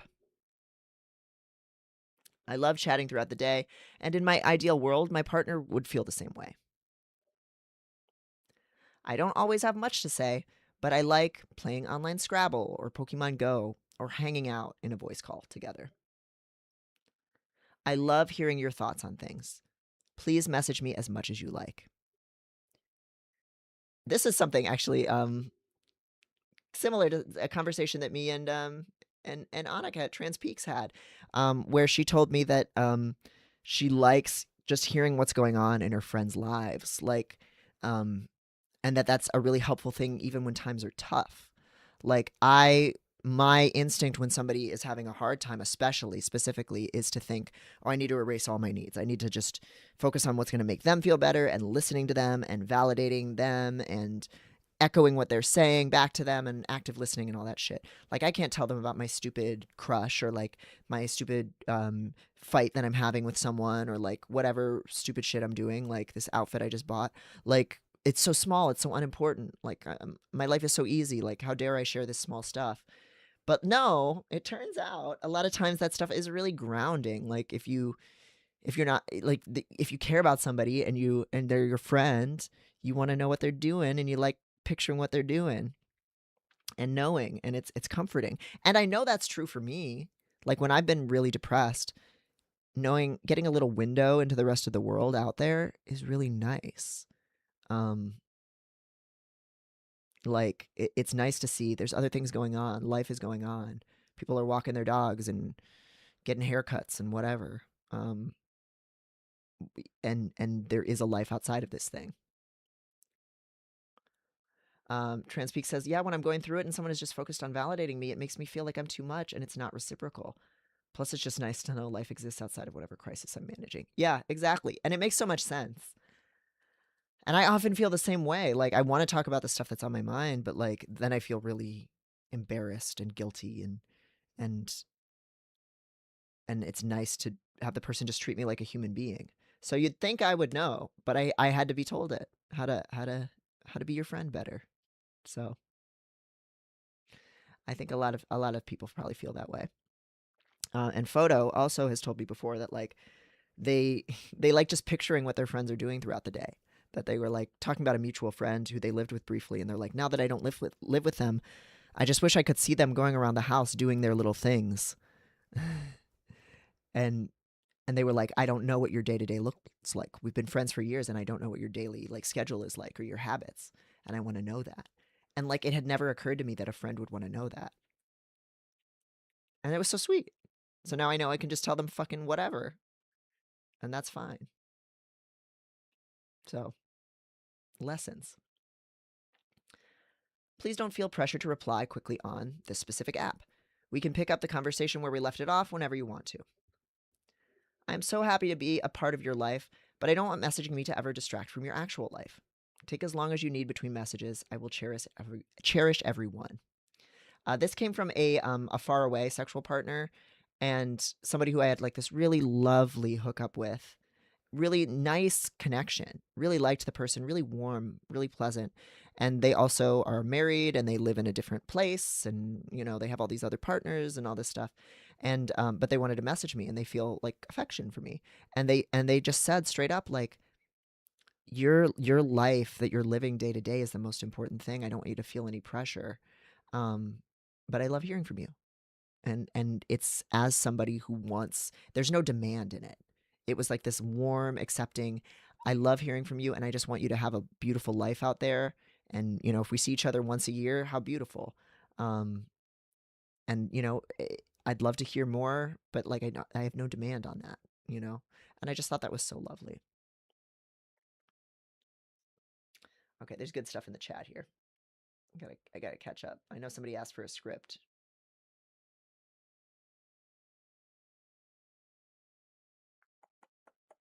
Scrolling up. Etceterarian says, um, do we have a script for I am slightly embarrassed to be bringing this up again so far into a friendship? I think you just do it. I mean, you can say that if you want, but I don't think there's any rules. Like, it should never be too late to share the thing. It's always better to share it than to not share it, you know? Like, I think I would just be like, hey, I know we've never like talked about this before, but like, can we talk about how we communicate with each other? Like, or like, this stuff changes all the time. People's messaging patterns change. So it has to be something we can talk about. So you can just say, hey, like, I've been thinking a lot about how I use texting or how I message on the apps. And like, I just wanted to check in with you about it or something like that. That's not a weird thing to do. And if they can't handle that, again, that means they are not invested in the relationship in enough of a way where they can process about it, which is information, you know?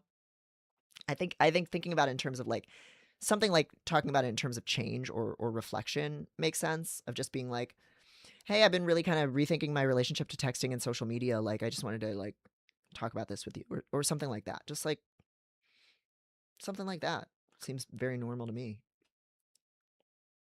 Polonius has old man autisms. Yeah, the long lectures. My grandpa was like that.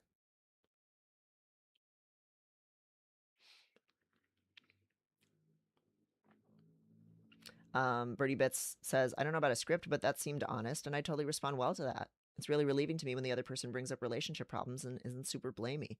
Yeah, I think it's also good to just name the thing. Like, oh, I feel bad bringing this up. I feel awkward bringing this up so late, but like, I want to talk about how we message each other. Like, it's good.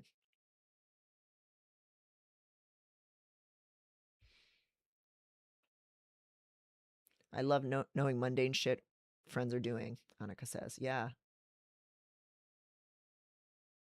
I like listening to people lecture, Kat has question says, and I find it so comforting not to be expected to figure out when and what to say. Another person slipping into their brain stream is my fave. That's part of what I love about voice memos more than phone calls, is because I don't have to do like, yeah, oh, that sounds so blah blah. Like the active listening that I just reflexively slip into. Um, it's so nice to not have that pressure and to just like listen to the full thing and then say whatever the fuck I want to say on my time. Synectic says, my friends and I have a Discord server where we each have our own channels to just talk about whatever's going on in our lives, and it's very nourishing. Oh, that's a really cool idea. That's so cool, because then it's like everybody gets their turn. Like, it's not about like, it's my turn. It's like everybody has their space to do it whenever they want, like, and as much as they want. And so then it's not like, oh, I'm derailing the conversation or spamming the chat or trauma dumping. That stupid idea. Like, it's it's it's just your space to catch up on each other's shit. That's so nice. That's such a sweet idea. I love that. Yeah, you can just say I just wanted to check in. Yeah. Being interested in their day-to-day life but no pressure really resonates. Yeah, just like, hey, I was thinking about you. Here's what I did today. I love hearing about your day. No pressure, but tell me any old thing. I love hearing just random stuff. People love voice memos. When I switched to sending friends voice memos, they were like so into it. It's so fun.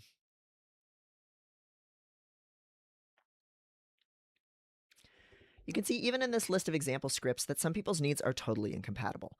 So there is a person in this set of scripts who prefers to talk about hard things via text. And that is a friend of mine. They really find it hard not to fawn, or they lose verbal ability during a conflict. And so text is how they want to talk about things. Some people, reading and responding to long texts is very overwhelming, and they can't do it because of their disabilities. Those two people are gonna have a hard time being in a relationship with each other. They just are. Those two people probably shouldn't date. Like, if one of those people is in conflict with another one of those people, it's probably not going to work out. As Fritz Perls said, it can't be helped. It can't be helped, and it's no big deal. Like, I mean, it is a big deal. It's sad, but it's like you can't, it doesn't reflect on you as a person. It's better to clear up expectations early rather than forcing yourself to be constantly accessible when you don't want to be, or forever feeling sidelined because your partner doesn't like to text you.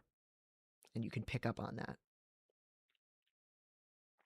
The real work of getting to know a new person is showing up honestly with all your wants and needs on the table and challenging the other person to do the same so that neither of you waste time compromising yourself. We get trained by the cisgender, heterosexual, allistic majority that dating is a process of transforming yourself into whatever the largest number of potential partners might want. But this is a road that leads only to lonesome misery. What you actually want to do is drive away the 99 bad fits out of 100 quickly, so you have more time on this planet with the one good one. This is a link to an article specifically talking about relationships. Autistic Advice number 5, How Do I Flirt? And it's all about this idea that, like, we get taught to play the game. Don't message too much. Pretend to be interested in what the person's interested in. Pretend to agree with them. And all that does is delay getting to actually know the person, because we're all putting on this pantomime of the maximally attractive, minimally offensive friend, partner, whatever. It is not helpful. It delays getting information and relation. And so sometimes you got to be the person who comes in there swinging the hammer, really breaking up, being the bull in the china shop, really taking this delicate fake dance and exploding it so that a person sees who you really are and you see if they can handle it. And the more times you do that, the more you get better at coping with not being for everyone. And the less time you waste texting somebody you don't even like about shit that doesn't even interest you because you don't want to offend them, because you feel like you need them to like you, because that's going to determine whether you're like going to die alone, is whether some like friend of a friend that you don't even really fuck with like feels listened to when they're like info dumping to you about WWE and you don't give a shit about it. Like, why does that matter? That's not a good use of your time. Go find people that you actually want to talk to. Live your life. I really cannot deal with friendships that require rapid responses to all texts. That would prevent me from focusing on activities that are important to me, and it would cause my pathologically demand avoidant ass a ton of stress. My friends understand that I text in erratic booms and busts, and we enjoy fast-paced discussion when we are both available for it, and we're patient with one another when that's not happening. And I don't do well if somebody starts nudging me or getting offended if I'm not immediately available. Conversely, when I am romantically involved with someone, hearing from them always makes me happy, and I enjoy feeling a thin through line of communication, keeping us in touch across our days, even if it's brief. When I had a partner who never texted back, mega like ADHD or spacey type of ADHD, it made coordinating activities and household stuff and chores impossible, and it made me feel like he didn't care. All of this means that I get along best with fairly flexible texters who can manage their own reactions and availability and trust me to do the same. If your communication needs and another person's just fundamentally do not line up and nobody involved is willing to adjust, you probably would not have a good relationship. In which case, it's fine to just end things. So, Precious Park, like, it makes sense to just not message that next person. That's not how you want to relate to people. Ghosting is one method of doing so. I would encourage direct communication instead, but doing that takes energy and emotional investment, and not every random online conversation or match on a dating app merits that. We process relationships we care about, and we cannot care about everything. This stuff takes energy. That's part of why people ghost, is because it takes emotional and mental energy, and for a lot of people, it's actually very hard to put words together. If you're a hyperlexic autistic, it can be really hard to remember that. But communication is a skill that not everyone has or flexes easily. This brings us to Precious Park's other major question. When is it acceptable to ghost somebody? And when are there better alternatives to ghosting?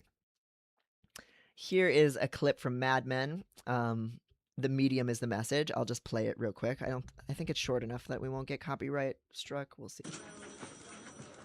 Peggy. Hi, John. Mr. Rumson would like you to put your industrious little mind towards coming up with copy for Belle Jolie lipsticks. I don't understand. They want me to write something? Whatever you said in that brainstorming session apparently knocked their socks off. Oh my gosh. I don't know what to say. You will, of course, continue to cover Mr. Draper's desk. Any writing you do will be on your own time. Do I get a raise? No. Congratulations. More work and more responsibility. I guess you'll be entitled to some dinner money. That's swell. Maybe I should go and thank them. I'm not really dressed. Tomorrow, maybe? No need. They wanted me to tell you. They were very specific about it. Oh. Well, you know what they say. The medium is the message. Joan. She is so mean there. Ooh, God, she comes a long way. She's so mean to Peggy and bitter in that moment. I love Joan, but holy God. So what's going on there is Peggy, in a brainstorming session, came up with a really good line for this lipstick company. And so now, even though she's just a humble secretary and they're a very sexist workplace, she's been invited to write some advertising copy, some lines for ads for this lipstick. But Joan, the entire time, is really working hard to undermine this. She's saying, you still need to do your main job. Your industrious little mind is useful to them, but you're not getting a raise. Don't let it get in the way of your regular job. And by the way, they told me to tell you all this. They didn't come and tell you that you did a good job and they want you to work on copy. They wanted me to convey it. So keep in mind that you're still just a secretary and you're just being used here for labor. Honey, this isn't some great honor. This isn't a promotion. And this is being reflected in Joan's attitudes towards her work and people she perceives as a threat and herself being undervalued in the workplace. So that's part of why she's being so cruel to Peggy about it. But her message here is that the medium is the message. So having me, the head of the secretaries, tell you, another secretary, that they kind of think you're smart and want you to write some advertising lines, that should tell you everything about how much they actually value you. They still just see you as a secretary. That's what she's trying to say. The medium is the message. The way you send the message is a message itself. And she is kind of manipulating that to knock Peggy down a peg and make sure Peggy doesn't feel good, because Joan doesn't get enough recognition for her work either. So she definitely doesn't want some younger, new secretary to get it. But also, she's also saying something that's often very real, that how a message is conveyed tells you something about, is this a priority? Am I respected? Is this person available for more conversation? And the method a person uses to convey the message does tell you a little bit about that.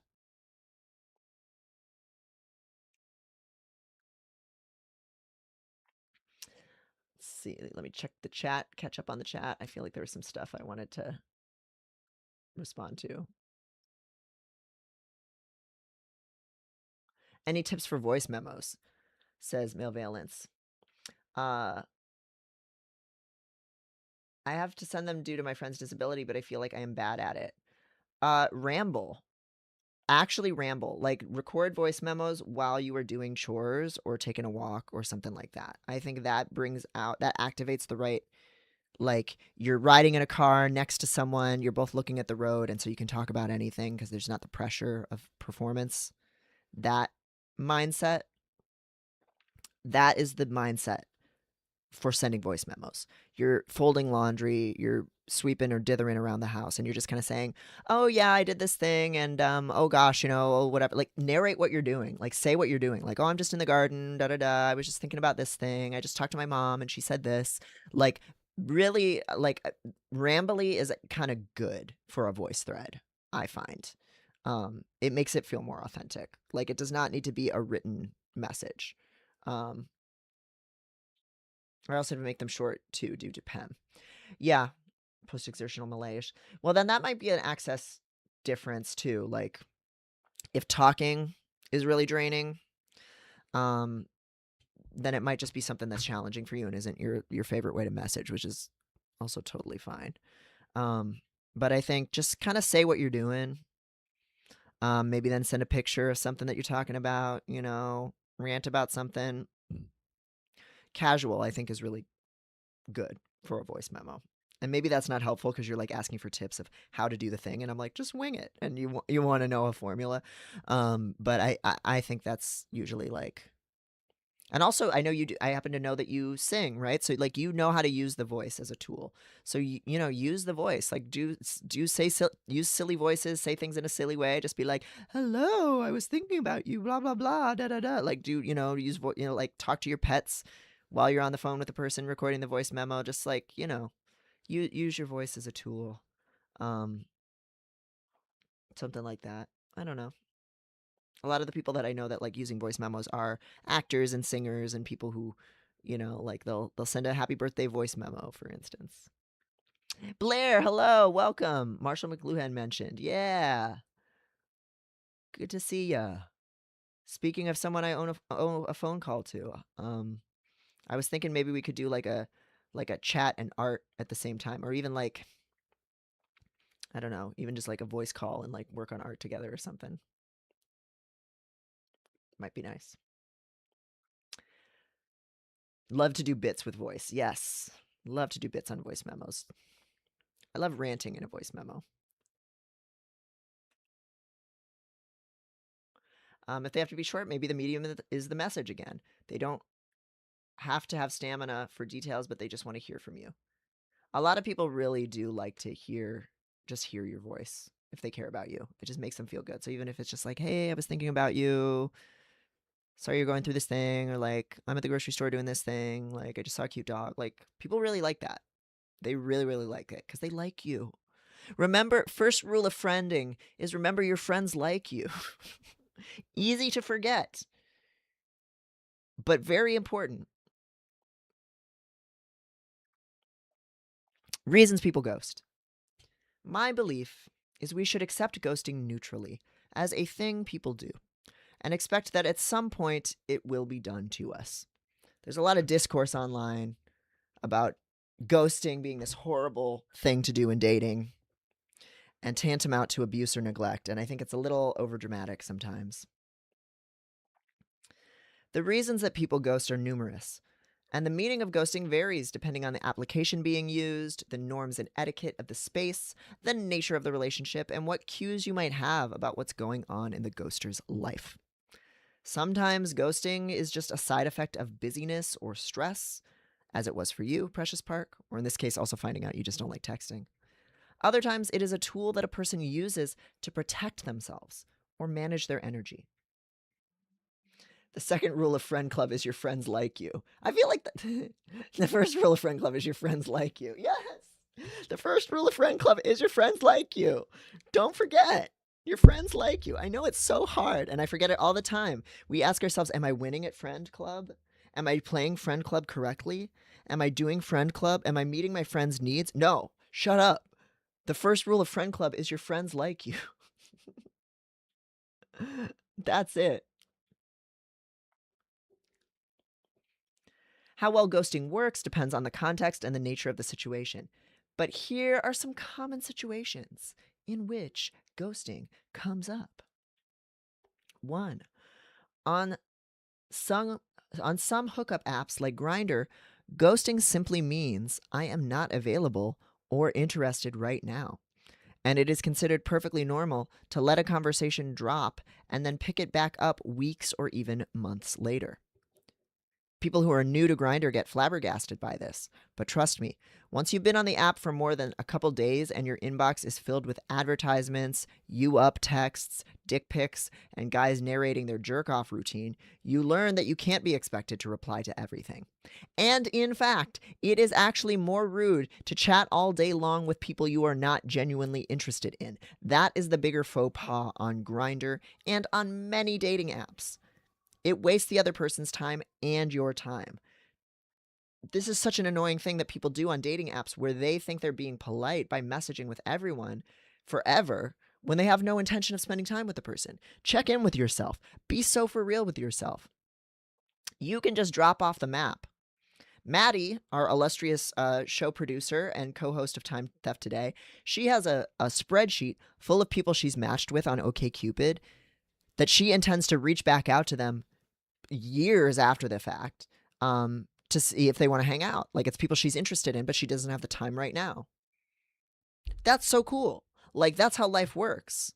So especially once you're non-monogamous or polyamorous, like we have different seasons of our lives with different availability levels, and it's better to just be straight up about when you are actually available to hang out with someone and have the time, instead of treating them like they're like a pot that you're keeping on the stove. Like, you're messaging them just to keep them interested. You just want the attention. You just want the option.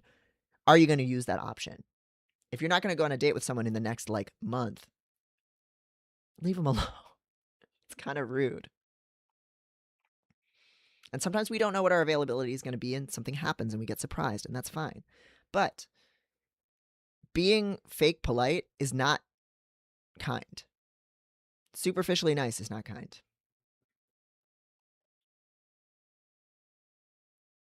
Damn, and you got to act like they like you even if you're unsure. That's right, Birdie Bits. First rule of Friends Club is your friends like you. And from that, there flows so much confidence and joy that is so good for the relationship. Meanwhile, like, if you're acting like they hate you, things are not going to be as, you're not going to have as much friendship happening.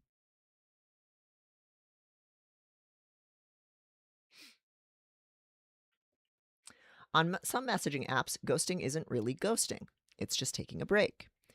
Frenetically busy Discord servers filled with dozens of channels and a rotating cast of participants come to mind here, or just big group chats in general. It simply is not realistic to expect a person to keep up with a steady stream of notifications coming at all times from dozens of people. Or for a friend on a shared server to feel ignored or abandoned when their buddy can't keep up. Social media DMs, group chats, Telegram channels, and other high activity, low urgency apps can generally be viewed as optional. And a sudden disappearance is a shift in a person's habits. It's not them being disinterested in the relationship. Sometimes a person just literally gets a different job and now they're not on the computer as much, for example. People ghost when they are dealing with emergencies or disability. This one almost should go without saying. A sudden drop-off in messaging activity may reflect that a person is traveling, dealing with a death, experiencing depression, under a lot of pressure at work, or that their hand stopped working so they can't hold a phone anymore. If a person has otherwise been responsive and enthusiastic about your relationship, you can usually assume that a change in their messaging availability is not about you, and then work through whatever feelings you have about that. I have a friend who I'm close to in a lot of ways, but they can be inconsistent. And this summer, they had a few bad things happen to them in quick succession. And they told me that they were going through it. They told me they were like dissociating. So I appreciate that. And then they dropped off the map for like 2 months. They would usually message me at least weekly, and they weren't doing that. I asked them how they were doing. They didn't reply. Fair. They were doing bad. I knew pretty quickly what was going on. I sent them like one other message. They didn't reply. I say, okay, they're going through it. I send them an invite to an event. No, really low pressure, kind of non-personally targeted kind of message where it's like, hey, I'm going to this thing. You might, if you feel like a distraction, maybe you could come to this with me. No reply. Fine. Some time passes. I think I run into them somewhere and they're like, oh, it's good to see you. Thank you for being patient with me. I'm like, great. I understand. I didn't take it personally. I know you're just going through it. Another couple weeks pass. I send them one other event and was like, hey, maybe you'd like to go to this thing. I'm going to be at this thing. It's kind of by your house. If you want to come by, say hi. A week passes. They reply to it and they say, oh, I saw this, but I didn't have it in me to go. It's still pretty rough over here. How are you? So they're initiating again. So I go, hey, I'm doing well. Here's pictures of my cat and my chinchilla. Here's what's new with me. Been thinking about you. And we just talked about what was going on with me because they didn't want to talk about what was going on with them. And then we got back into a cadence. And then they started messaging me things that were going on. We hung out maybe a week after that, and now it's Gucci. Like, and it worked because I knew it wasn't personal. I was sad. I was sad to not hear from them because I really liked them, but I I knew fully that this was just their way of coping, was to hide from everything and to not want to talk about it. And I knew that it was going to be fine. Like, there was trust there. Like, I really did know that we were going to see each other again, and that it wasn't personal. And that I just needed to calibrate my expectations for them accordingly and know that, okay, when me and this friend, when there's something hard going on, they're going to kind of disappear.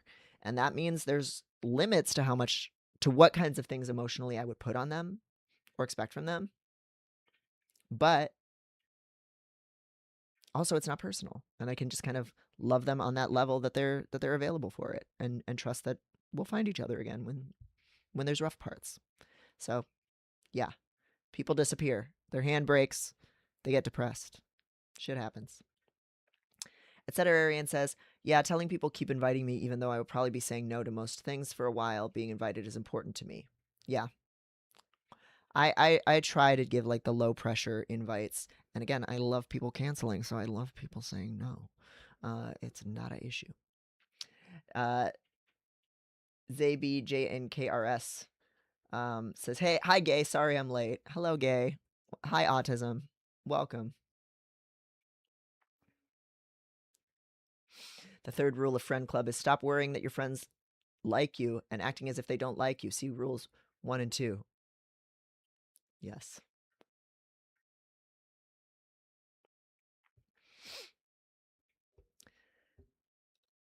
People talking about voice memos. Maybe I should not be listening back.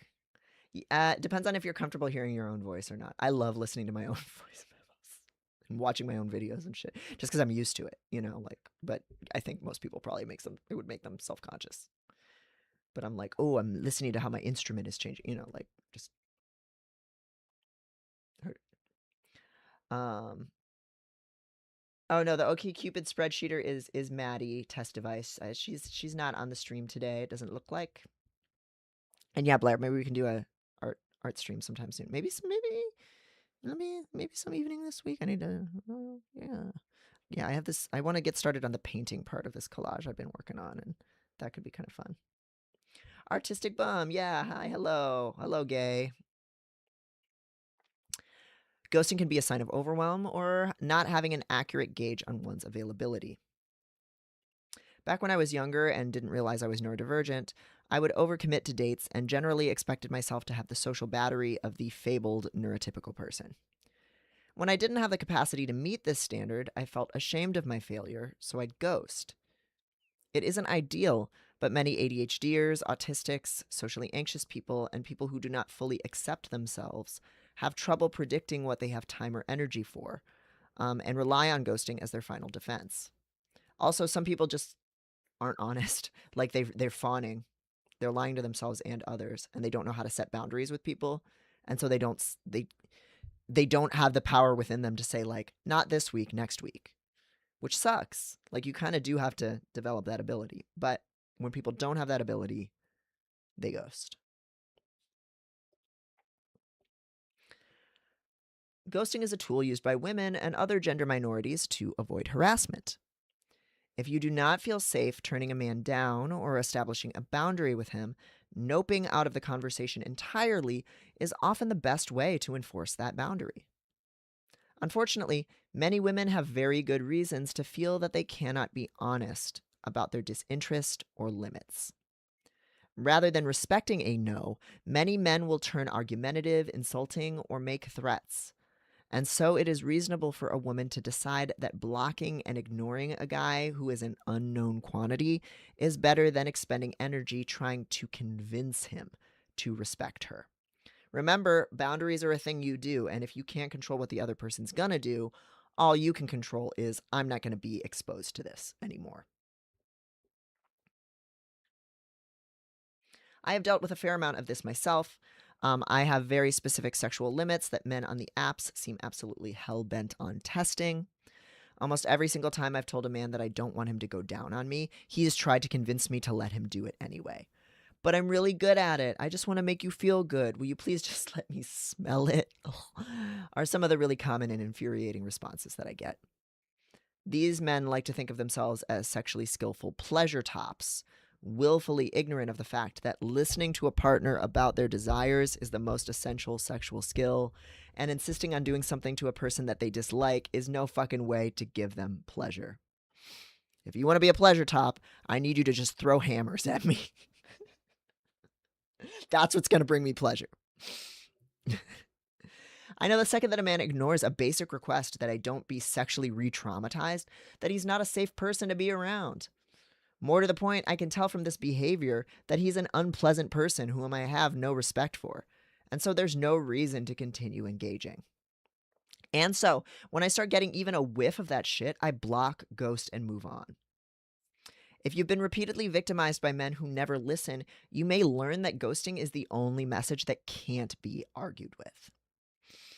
There's so many times in dating apps with men specifically where they just won't take a boundary. And like, even if you try being nice to them and being like, we can still talk, we can still be friends, but you say you want to be friends, you want to talk, but we're not doing this thing.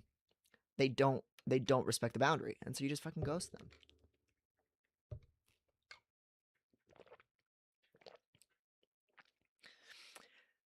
Similarly, many people use ghosting to protect themselves from abusive partners, family members, or digital mob campaigns. Cancellings, if you will. The only real way to discourage ongoing harassment is to give it no response. This is true if you are being stalked, if you are being harassed online, if you're being canceled or criticized, if you have a bunch of people in a clique that's turned on you and they're trashing you. The only way, really, to discourage further attention is to give it no response. Anything else that you say or do will be mined for meaning by the harasser and taken as confirmation that they've gotten an emotional reaction from you and that they've got your attention, and that is a form of intimacy that they crave. We must reserve conversation for people who have a proven track record of listening to us, showing care for our feelings, being willing to admit fault or make concessions, and just as crucially, for the relationships we actually enjoy. If it sucks, hit the bricks. This is a link to a piece of mine about what to do if you get canceled online, and it kind of goes into this whole idea. And it also comes from my experiences being stalked as well from an ex-partner. If someone is being stalked, the number one advice for them is you never give any feedback to the person stalking you whatsoever. You don't tell them to quit it. You don't reply. You don't burn the stuff that they sent you in some way they can see it. You don't talk about it, because then they are getting a sign that they have affected you. And that is an interaction with you that they want. And so they're going to continue to escalate and escalate and escalate unless you give them nothing. And similarly, if you're being harassed online, if people are saying things that are untrue about you, if a clique is turning against you, friend group drama, whatever, don't engage. Don't try to disprove it. Don't try to argue with it. Don't talk about how you're totally above it all. If you acknowledge it, then they know that they've got your attention. They have whatever you have to say about it to pick apart and make new posts about, and it is reinforcing the behavior. Same thing with a family member that you're estranged from. If they're calling you, they're sending you gifts, they're giving you attention, they're triangulating, they're getting other people to reach out with you to try and bait you into a response. The only thing you can do is nothing and wait them out. Because anything you do that gives them any attention whatsoever reinforces the behavior. And so there's a long behavioral extinguishment cycle that you kind of have to go through, where you have to really just let them have their tantrum until they tire themselves out and stop harassing you. And so that is also why people ghost. You do not have to hate someone or believe they are ontologically evil to want to stop talking. Sometimes a person ghosts simply because a conversation was no longer enjoyable, and they've got better things to worry about. This is very common and totally acceptable. In the days before social media, reserving your social and lexical energy for the small handful of people you actually enjoyed talking to was typical. And people enjoyed many casual friendships and acquaintanceships where ongoing communication was not required. It is still possible to do this today. So think of picture I like to think of like the 90s on TV shows, like Sex in the City or fucking Seinfeld or something. You have your handful of friends whose house you drop in on, who has a key to your apartment, or who you can call up on the phone and you'll talk on the phone. That is a very intimate kind of friendship. And then you have people that it's like maybe that friend's friend and you like them. You run into them at parties. Maybe sometimes you get drinks together with that common friend. But you don't have to, like, if you're fucking Miranda, you don't have to text Stanford all the time. You can just see Stanford in those handful of episodes where Carrie brings Stanford to the party. You know what I mean? Like, not everybody has to be super close friends with everybody else. Not everybody has to text everybody else. And in fact, we don't have the fucking time for that shit. Like, as people have been saying in the chat, like, getting messages all the time, having somebody in your head all the time is very draining. We don't have to always be available. And humans have not historically lived that way. And we don't have to live that way. And so it is okay to have friendships where, like, you like the person fine. Maybe you have a shared activity or a shared friend, or you live in the same neighborhood and it's casual in that way. It's an acquaintanceship, whatever. Maybe you don't want to text them that much. Maybe you don't want to text them at all. And you just say, like, hey, I'll catch you at fucking yoga class. That's okay. Etcetera says, this whole conversation is really helping me slowly acclimatize to someone not being available to reciprocate is not harm. Even if it does hurt. Yes, yes. Very relevant, I think, to what I was just saying. People have different capacities and interests, and that does not mean they hate you or think you're dog shit or you did anything wrong. That doesn't mean they're hurting you. It's just, yeah. Sasha says, getting better at no answer is an answer. Move on to someone who does want to talk to me. Yes. They are out there. And nothing is more beautiful when two really annoying people find each other. And I mean annoying in a complimentary way. Like when two absolute chat spammers become friends, oh, it's such a relief to me. It's such a weight off my chest.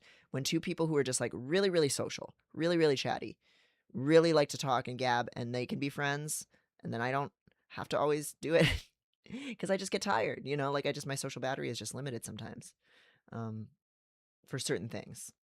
And so when the people who are always trying to be talking find each other, it's beautiful. And I love to join in on it and be like the third party who's like tossing bon mots into the conversation, but also like hiding under the bed and not regulating my face and what my face is doing. It's it's good shit. I love when friends become friends because I put so much pressure on myself to just do all that emotionally mirroring stuff, which is my shit and my baggage, and it's like fawning and stuff. But also people like it. People want to feel heard and stuff. So it's nice when somebody else can kind of also be there. We were meant to be communities, not just individual connections. Now, I do think that ghosting can sometimes become part of a pattern of emotional avoidance, in which a person interprets their own fear of conflict or disappointment as a lack of safety, and never brings up their actual concerns, and therefore never develops the skill of self-advocacy that would actually help keep them safe. So sometimes people do ghost because they feel like they can't speak up because they have no practice speaking up. But actually they could speak up. Make sense? Unfortunately, this pattern is also pretty widespread among women, particularly white women who have been taught to see themselves as fragile and in need of external protection. So going back to white women fragility brain, which we often talk about on this here program. If you've been taught that as a woman, and especially as a white woman, that you are supposed to be like pleasant and cheery and ornamental and everybody's supposed to love you all the time, and that you can't speak up and you're not supposed to speak up, then anytime there's friction in a relationship, your instinct might be to ghost because you feel unsafe even thinking about the conflict. And so you're avoiding the conflict. And it's this complex brew of like safety strategies that women learn from being harassed by men, and eventually you develop this self-protective impulse that's like a pretty blunt instrument and doesn't fit every situation. And so sometimes I have seen, especially like straight white women, think like, oh, this guy said this one thing, or he texted me twice, I'm going to ghost him. Because it's to them like the slightest hint of a pink yellow flag. Like it's not red, but it could be, oh no, he's giving me too much attention. It's too intense. Like this could also be someone who violates boundaries. And maybe that's true. Certainly you've been burned a ton in the past if you're any woman interacting with men ever. But also, it could just be you have a really heavily calibrated self-protective system and you're interpreting anything that feels like a lot of attention as unsafety and or annoyance as unsafety, and you're ghosting someone for that when it's not always necessary. So not all ghosting is this good virtuous thing. Sometimes people ghost because they're not being honest with themselves, or honest with the other person about what they're feeling and what they need. And that's unfortunate. And that often comes from someone lacking certain social skills. Cadet's question says, it said program like a country uncle. Yes, this here program. this here television program. Intense avoidance is a pretty common consequence of women being denied social and sexual agency for centuries. But it also can be a result of white people being so thoroughly coddled and served by people of color that many of us never had to learn how to directly meet our own needs or start our own conflicts. We're making everybody else start the fight, even though we started it with our avoidance. Here's an article that I've written about that. Well, actually, it's just a Tumblr post. White woman brain. I need to make this a Substack post. Just like collect all this and dump it. But white woman insecurity brain. You don't have to be white or a woman to have it. It's just easier if you can weaponize white womanhood in some way.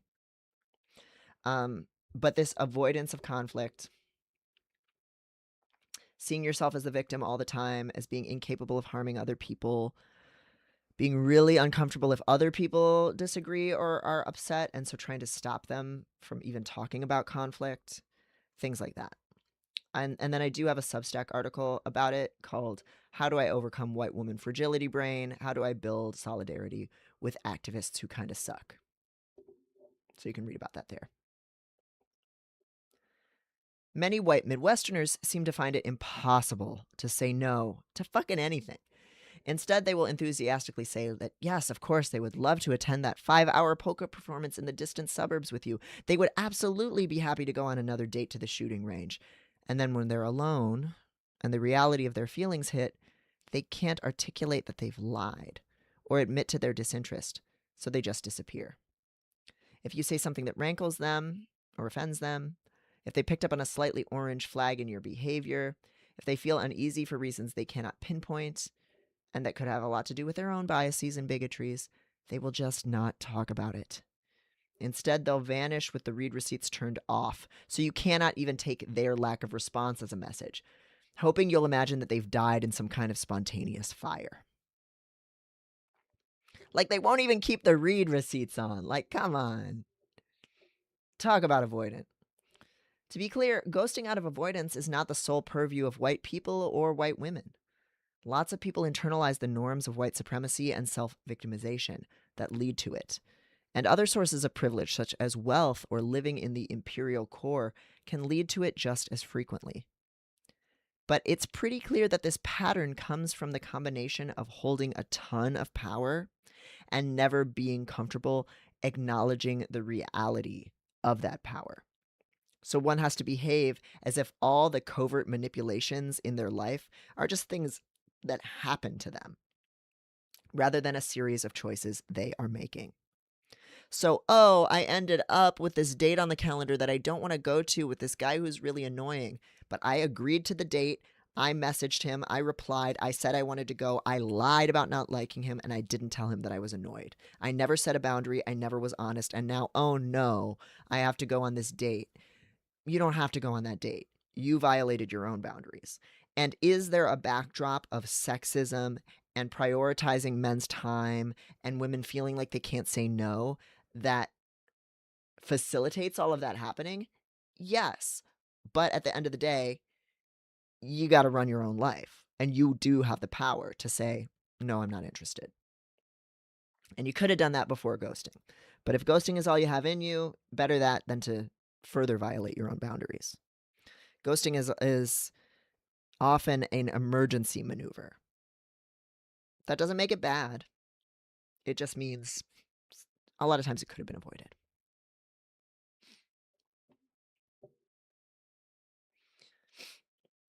It's far more responsible and actually powerful to just say what you are feeling rather than ghosting. And I found that when I'm honest about some uncomfortable feeling I have, it has deepened many of my relationships and even made casual ones more easygoing and honest. This is still hard for me. I still sometimes take way too long to bring things up or don't want to bring them up. This shit's tough. This shit's fucking tough. But it's always fucking better to say the thing. It really is. As long as it's a relationship you're safe in. Don't say the thing to your boss. Don't say the thing to somebody who can fire you or kick you out of housing. But if it's not that, say the thing. If it's a real friend, say the thing. For instance, a few months ago, a potential date got under my skin by describing himself as heteroflexible. I could have quietly seethed about how homophobic the label was and then ghosted him, because I was judging him when I heard that. But I decided to bring it up. I asked him why he identified as that. He told me that he didn't have much queer sexual experience yet and felt that claiming a bisexual label would make him an imposter. I was able to encourage him to explore all the possibilities for himself and to not feel like his queerness needed to be earned. Though I had no interest in dating someone with so little experience, we were able to part on positive terms, and we're still on like texting terms because we had the conversation. I could have just judged him, but instead we had the conversation and it was great. Sharing how you feel about a person's actions and words can establish common ground, correct a misunderstanding, and redevelop the basis for your relationship.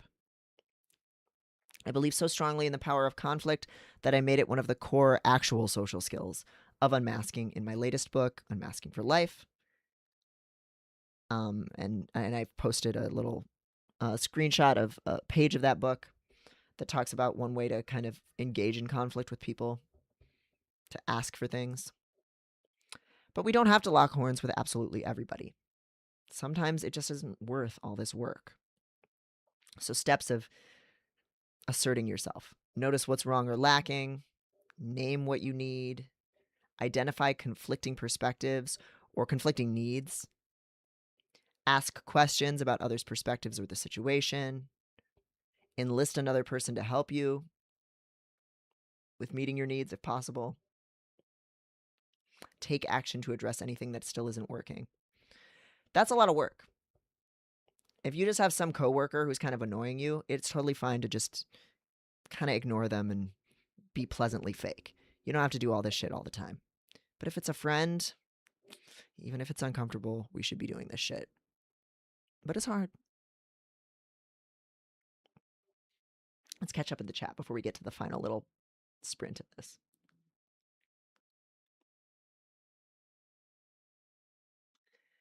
If me reaching out more overwhelms someone, I am not being harmful and evil.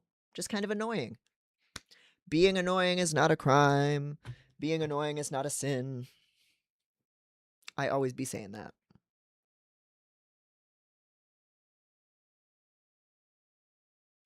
Kat has question, says, this is why we need more Indo-Asian, Indigenous, Southeast Asian storytelling in America.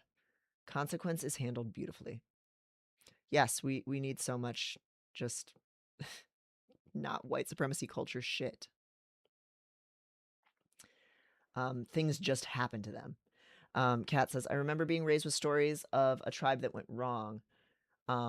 In the tradition of more commonly known as, I think I'm not supposed to say those words that you just said or talk about them, so I won't. I know for a lot of for indigenous groups that believe in those entities, you're not supposed to talk about them or like put the word out there in people's minds, at least if you're not from the community. So I'm gonna not say it. Um, it was discussed as wrongness, but the point was never fault or punishment, but that choices over time accumulate, and guarding your balance is your responsibility. Sorry, that may seem off topic. I just think it exists a way of guarding yourself from forgetting that you were the same as. No, no, I think this is a great addition, Kat. And I think from some of those traditions in indigenous storytelling and belief systems that I've heard, like, um, there's like beliefs of like an unending hunger, a thing that becomes a non-human that can never be. It's like a type of human who can never be satisfied and just keeps taking and taking and like there's this disconnection from community that's a huge part of it. Like Robin Wall Kimmerer writes about it in Braiding Sweetgrass.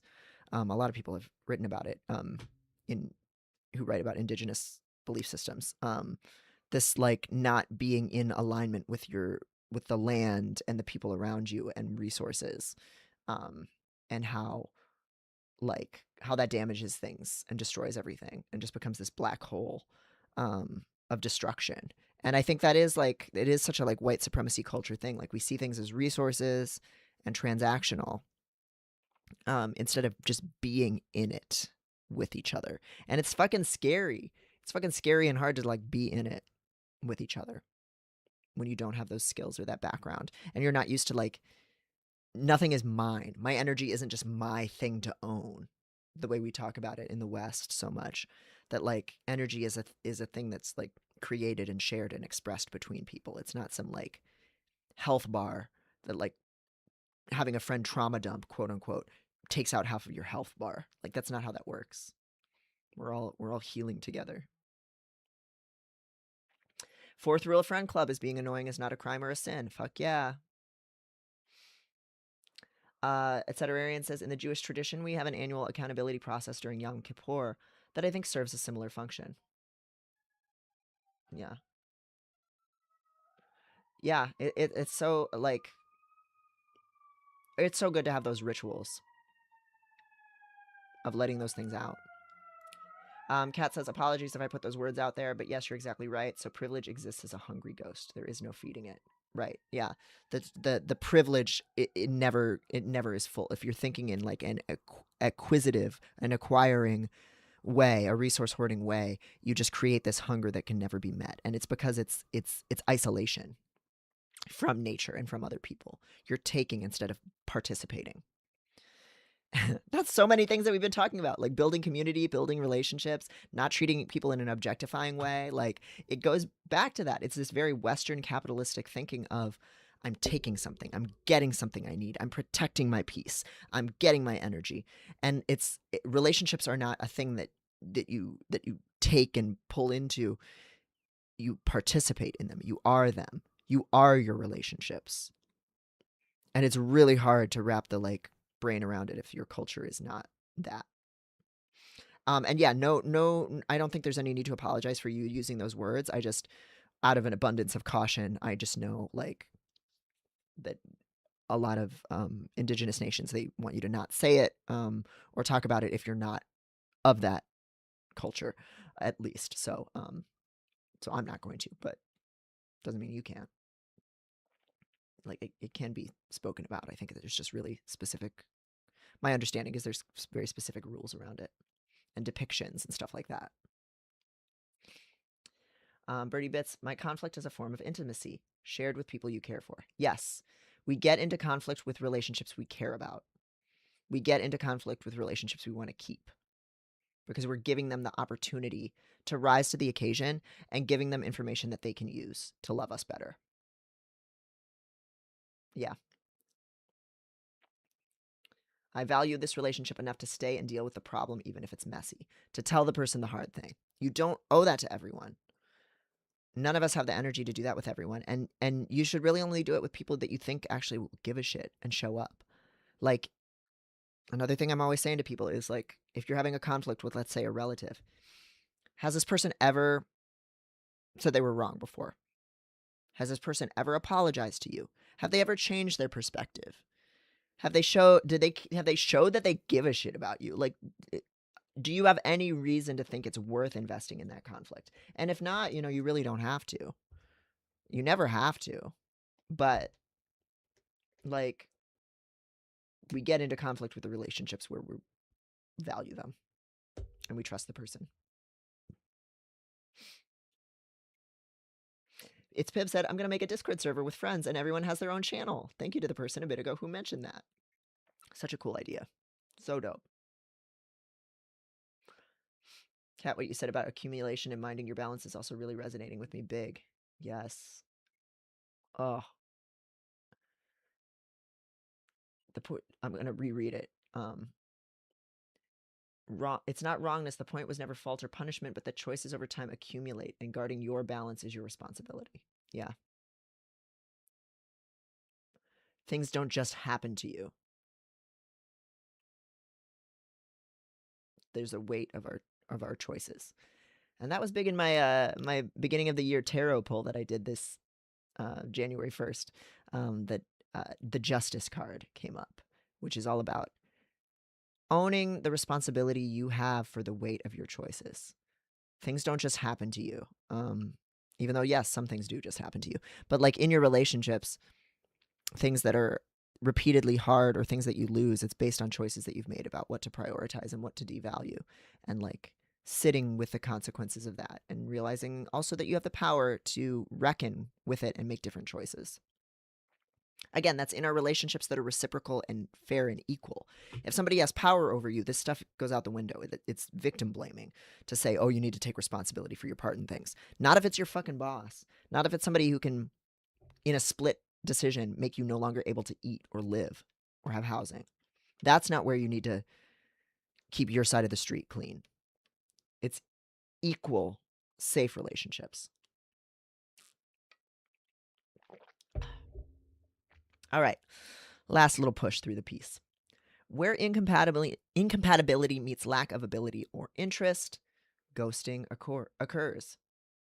I propose we understand ghosting as an often rational response to observing that there is a large incompatibility between what you and another person want for the relationship and not having the energy or motivation to work through that incompatibility.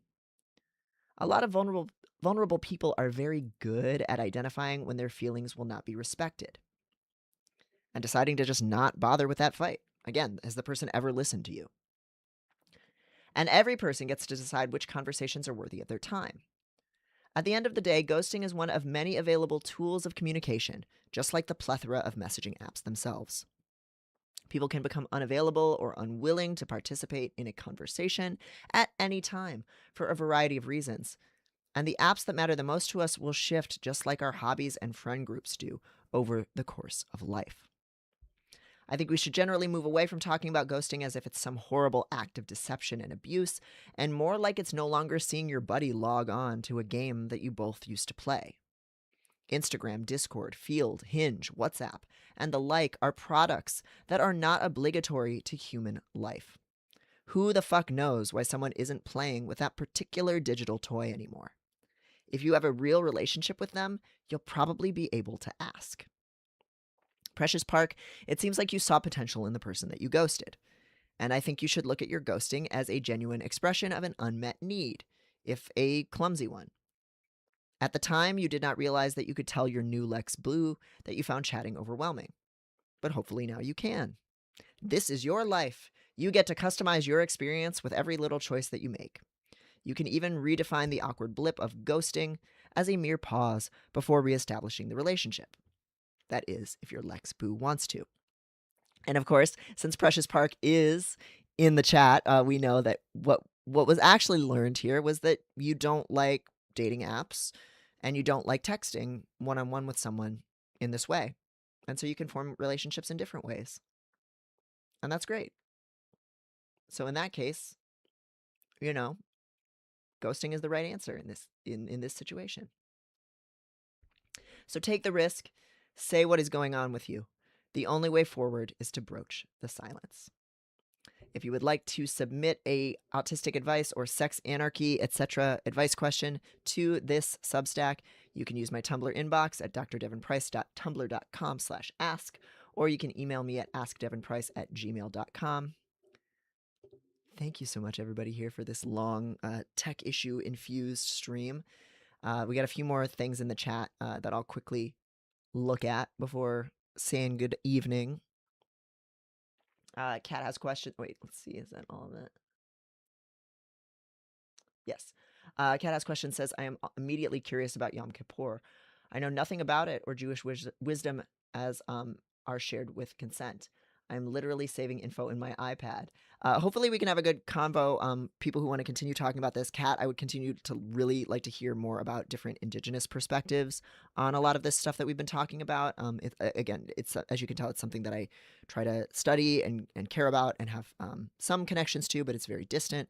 And so, like, I don't know, I always love hearing about it more. Would love to hear more. I mean, I know a little bit about Yom Kippur, but like just traditions of reconciling things and having it out, having the conflicts, cultural approaches to conflict. I just love all of that. It helps me decolonize my own mind, and I'm so fucking happy and thankful that this space has enough diversity of experiences where we can talk about this stuff and like push against white supremacy culture, even if it is, I think, still a majority white space, with all the baggage that entails and all the problems that entails. Like, I'm so glad that I'm just always really thankful when people who are not like white Christian majority are here and feel like it's a space where they can share shit and that we're like working on similar projects together and that we're trying to get somewhere, because I want us to all be as unwhite as we can possibly be. Everybody should be as unwhite as possible. And for every person, that's going to be different, because some of us are very much white people, right? But like, we can still undo this. We can all decolonize our shit. So I'm always so thankful. Etcetera says, I think as a highly masked autistic, I have trained myself to always try to put in the effort to understand and address and attempt to resolve a problem, often to my detriment. Yep, you can't do it all the time. It's a two-way street, and not every conflict is worth it. So, a very important unmasking skill, this would go under the tolerate distress banner in my new book, is the skill to just go, fuck them. Like, fuck that person. Sometimes you just gotta give it to God. Let them figure it out, you know? Let the person have their own feelings about the thing. Because you can't work at a relationship. You can't work a relationship into existing as one person. You really can't. Leaf 2309 says, I did this recently with my housemate, and he said he doesn't want to be close friends. Of social time at home, I had to accept we were never going to be closer and move through grief and confront the need to be getting close, positive social feedback, feeling a bit free that I can be whoever without worrying about being liked now. Yes, it is just like we were talking about on the last stream, the courage to be disliked, the freedom to not be everyone's friend. And like, that doesn't mean somebody hates you also. Like, learning the gradients in this stuff is tough, but very helpful. That like, sometimes somebody just doesn't fuck with you like that, and sometimes you don't like the person like that too. Like, another important unmasking project is going, oh wait, I actually don't like this person. I just wanted their approval for some reason. I made them into a symbol of whether I'm lovable or redeemable on this earth, or I made this person's friendship into a symbol of whether I'm going to be abandoned. And I don't even like them. So why am I trying so hard? So that's also a thing. Yay, we're going to have so much talking on the Piscord about this stuff. Yay. I like to yap, and I will articulate my boundaries as needed. That's another thing. These are in the guidelines of how we do the Piscord server. You are in charge of your own engagement. Trust that for the most part, people there are there with at least neutral intent, usually positive intent. We're not enemies here. It's an anti-Zionist space. It's a space that has very particular values. And so if somebody's there, they're probably not your enemy. And if you get upset from a conversation, hit the bricks. You don't have to continue to see it out, and you are in charge of how you handle it. And so it's been like such a good, like, for lack of a better term, self-policing space, in that people will have really hard conversations about, like, sexuality in minors and how should we handle that as a society. Really tough, triggering, taboo stuff. People talking about the limits and what should and can be depicted in fictional porn, child liberation, abolition of the state, like disagreements about political tactics. Is voting a complete waste of time? Stuff like that. Like, and people are engaging in those conversations knowing that, like, we basically are aligned on values here. And if we get upset, we don't have to stay in the conversation. We can leave and come back later. We need to have a cultural wisdom thread. There are so many of us with multicultural backgrounds could share so much info. Okay, I'll make a thread in the server right now, actually. Because I want that bad. Cultural wisdoms. I think that's what I'll call it, if that's cool with everybody.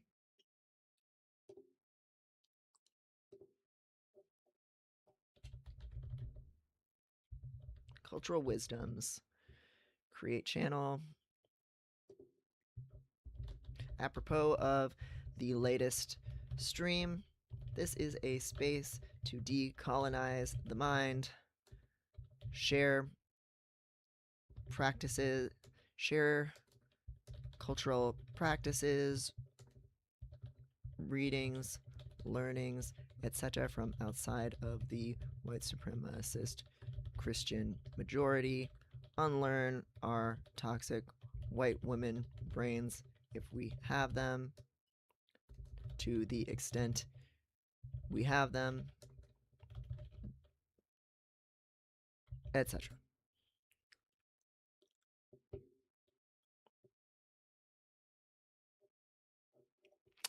Great idea. Kat has questions. How fun.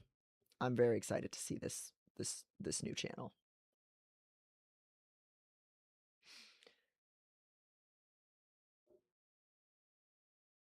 So fun. Nooch37 says, I never know how to initiate communication even with people I have known intimately for years. Any advice for getting over that anxiety? The order is backwards there. You don't get over the anxiety and then do it. You do it. And then you get less anxious. I'm sorry. I know that can sound like, oh, just do this thing that you found impossible to do. And that might not be very helpful. See if you can find the smallest step up on the ramp towards doing that. So maybe you can't approach someone, let's say a coworker you like. Maybe you can't walk up to them and say, hey, I've always really liked talking with you at work. Do you want to go see a movie? Maybe that's too mortifying to you. Is there someone in your life who you have indications that they like you and you like them, and you could text them and ask them if they want to hang out? Or is there some question you have, something you need help with, and you know someone who they could help you with that problem or question, and that they would like to talk about the thing, and that they would like to talk to you? You have every reason to believe, based on all the evidence you have from years of knowledge, okay, this person loves building computers, and they like talking to me. They've initiated conversations with me. I can ask them this question about my computer. Ask them a question. Ask them for help with the thing. Think of like what the smallest version is of initiating socially that you can think of, and do it. And a lot of times that'll be some of the stuff we were talking about today. Sending someone a meme, asking somebody if they want to hang out. I'm saying, I'm going to go to this thing, a specific request, because that way if they say no, it's just no to the specific request. It doesn't feel like a no to you. I'm going to go to this movie. Do you have any interest in going to it with me? Send in the text, sharing something. I know if you've never done that before, it will feel impossible. But the way that you get better at it is through realizing the world doesn't end when you try it. So if you do not socially initiate, I think start really small. Maybe you're not even ready to have an invite to do something. Maybe it's just like, this article reminded me of you, or like, you the other day at work, you were talking about this video game, and I just saw this news about this video game. Isn't that neat? Just like Real softball stuff where you already know it's going to be welcome. Then, once you've done that a few times and the world doesn't end and you get a positive response, then do things that feel like a safe bet but are not a guaranteed, I know this person is obsessed with this thing. Like, here's a funny video that I thought might fit your humor. Something, again, where it's not going to cause offense. Worst thing that happens is the person just doesn't watch it because they don't check their Instagram DMs, and just keep slowly expanding that window. Like, I mean, if it were me, I would set it as like weekly homework for myself, because I'm like very like, systematizing like that. You don't have to do it that way if you don't want. You can look for opportunities. But think of what are the small ways today or this week that I can socially initiate with someone. How can I ask a question? How can I ask for help? How can I offer something helpful? How can I invite someone to share in something with me? And this can all be digital. It can all be via text if you don't want to do it face to face or verbally. But then, okay, now that I've done this one small step, what's the next slightly bigger step that I can do? My book, Unmasking for Life, this would fall under the skill of engagement, that a lot of autistic people feel like we don't have the power to engage with others, for a lot of reasons. And so what you want to do is you need to find more opportunities to practice engaging with people, sharing a thing, offering help, asking for help, asking questions, asking for clarification, sharing a story, showing something to someone, inviting them into your life in some small way. Do these things and work your way up until you're doing it more and more. And eventually, you will realize that you are in control of your social reality and you can make new friends. You can go out and meet people. You can invite people to do things, again, digitally or in person. You can throw parties, like whatever you want to do. Like, you can bring people together who have a shared interest in something and, have a game night around it or whatever. Like, you actually do have that power. You just feel mortified right now and think you can't do it. And the way you get there is just little bit by little bit of taking charge of how you engage with people more often. And it can literally be just things like ending a conversation, being like, because that's an engagement skill too. Like, it was nice talking to you, but I gotta go. Asserting yourself, saying, I don't want to talk about this topic anymore. Can we talk about this? Like, any opportunity you get to insert your actual self into the interaction is an important opportunity. Saying, I don't want to go to that restaurant. It's too loud. Like, can we please pick somewhere else? That's engagement too. Like, you are inserting yourself as a person rather than like human lubricant, right? You want to make yourself have more friction, just a tiny bit more grit, a tiny bit more friction. And that'll make all the difference in the world. So start small. You can do it. You got this. You do it, and then you feel better. You don't wait to feel better and then do it. Good luck. Let me know how it goes. I also have an article about uh, being more disobedient that you might find helpful too. Yes, the cultural survey. There's an episode of Time Theft Today, live stream, archived on here, where Maddie and I did a whole survey on what is your culture? Do white people have a culture? And that was so fucking good. So fucking good.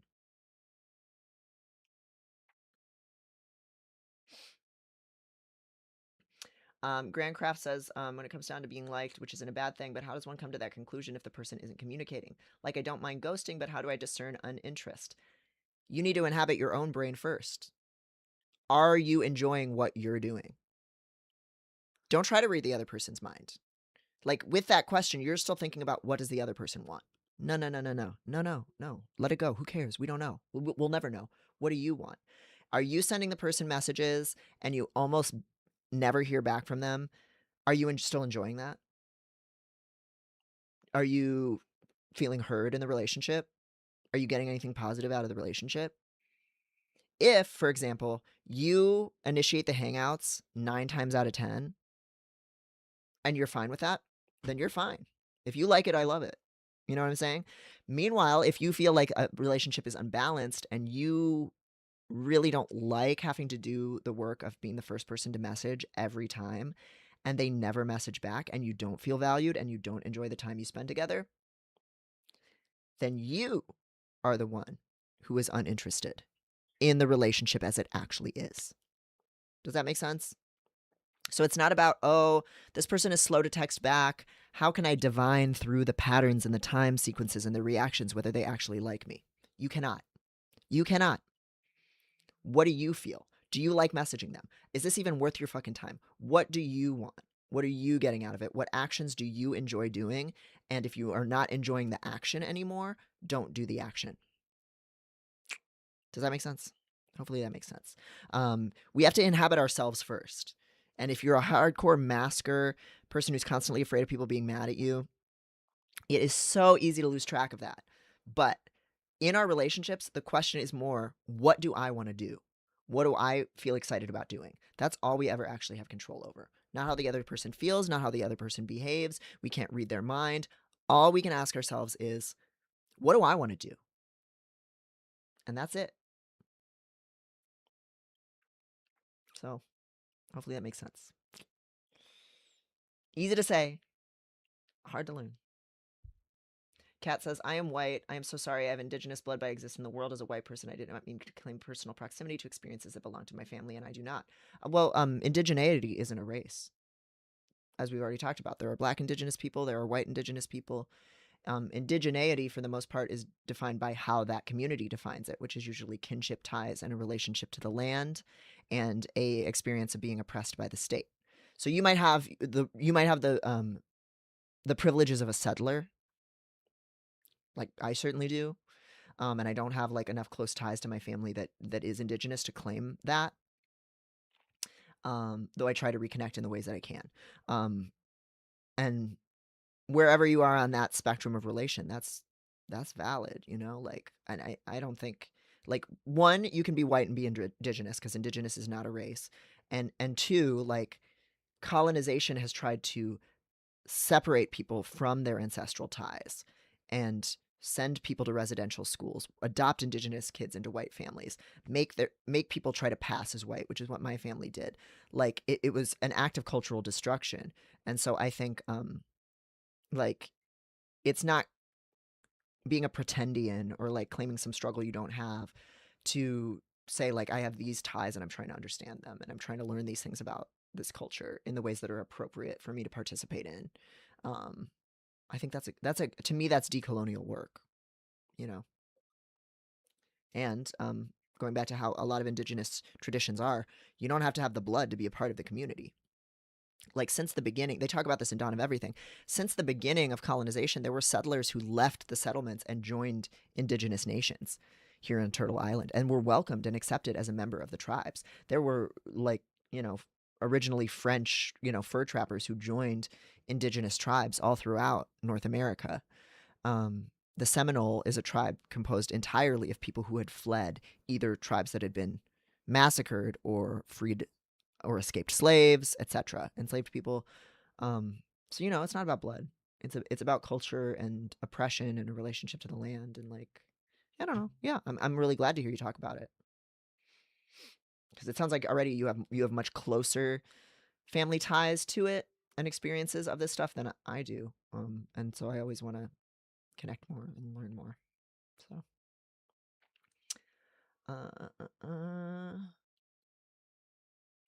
hit the bricks. Courage to be disliked is on my bedside to read queue.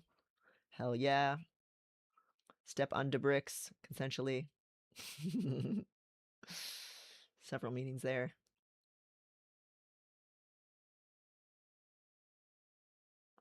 Yeah, there are a lot of conversations happening on the Discord that are extremely triggering and upsetting for me to read. I'm simply not ready for that conversation, but I try to remind myself that everyone is, as you said, generally aligned on values and have good neutral intentions. So when a conversation is about something that upsets me, I just bounce. Yeah, we talk about triggering stuff.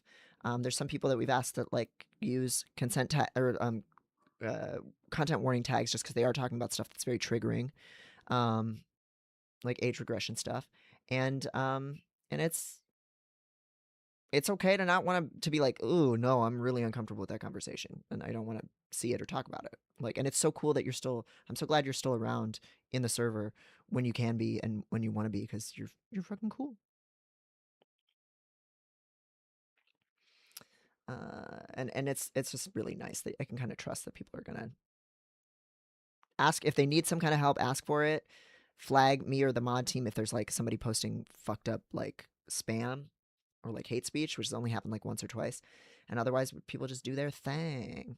And we can trust them to do their thing, etc. And it says, I'm excited to share about anti-Zionist Jewishness. Oh, I'm so glad to see you share about it, please.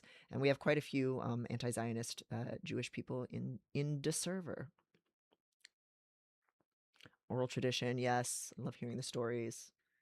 Do it scared. Yep. That's the thing.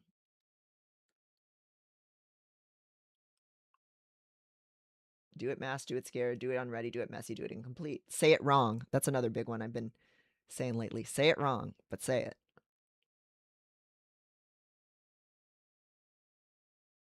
Distress tolerance. People like to be helpful. Yes. I think it is a really core human need, is to be needed. We want it. David Graeber talks about it a lot in Bullshit Jobs. That's why part of why people hate meaningless fuck off jobs is because people actually do want to feel like they're doing things that matter.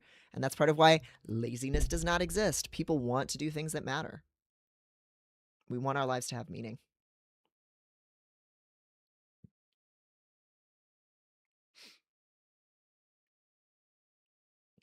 It's so wild how in DPT it's called distress tolerance, but it's actually de-escalating, regulating. Appreciate how in Unmasking for Life it's about being with the feeling. Oh, I'm glad it hits that way. I like a lot of DBT stuff, but it's DBT has its limitations and can sometimes be used to emotionally invalidate people. So it's nice when it's something a little different.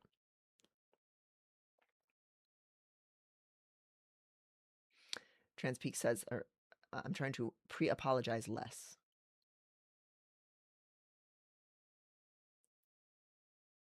DJ Andian says it's difficult to think of the steps for how to start. This is very helpful. Thank you. Yeah, I also have some tips on initiating with people in my Autistic Social Butterflies Guide to Making Friends essay. So that has some small steps of like, here's just put some events in the calendar, go to the event. You know, like step one is like look up some social events, put them in the calendar. Step two is go to an event. You don't have to do anything, say anything, talk to anyone. You don't have to enjoy it. Just go to the event. Do that a couple times. Next step is, okay, now find the ways to participate in the event that you want to participate in. Cleaning up, sweeping up afterwards, asking a question, offering to help with something. Just find some way to participate that you want to participate in. And then the next step is participate with somebody, engage with somebody. And then if you like the person, then maybe you can invite them to hang out after the event, like stuff like that. And there is stuff in the Friends chapter of Unmasking for Life as well.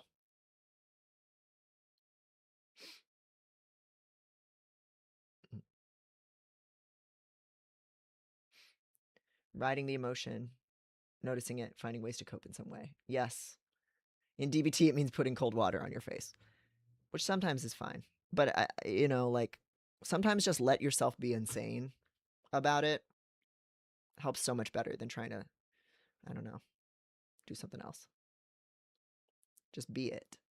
Just be crazy for a little bit. And knowing that it won't last forever, but that it's real. I don't know. Self-acceptance rather than trying to resolve. Yes. And that's why you have to say the thing. Like you might think, oh, I'm not supposed to feel this way. But you gotta say the thing. Yeah, thanks for being here, Nooch. Yeah, rip Unmasking for Life off of Anna's archive. Like pirate it, please, with my blessing. Get the book from the library, whatever you want to do. And I hope you enjoy it. And if there's anything that I mentioned here that you need links for, like ask the Discord chat and somebody can probably grab it. And I'll try to remember to put it in the show notes, and I'll almost certainly forget. Actually, let me pull up some of the links so that I'll remember while I'm here. Autistic Social Butterflies Guide to Making Friends.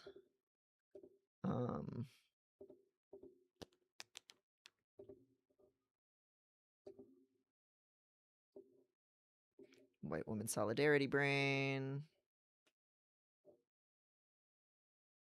That one's already linked in the piece.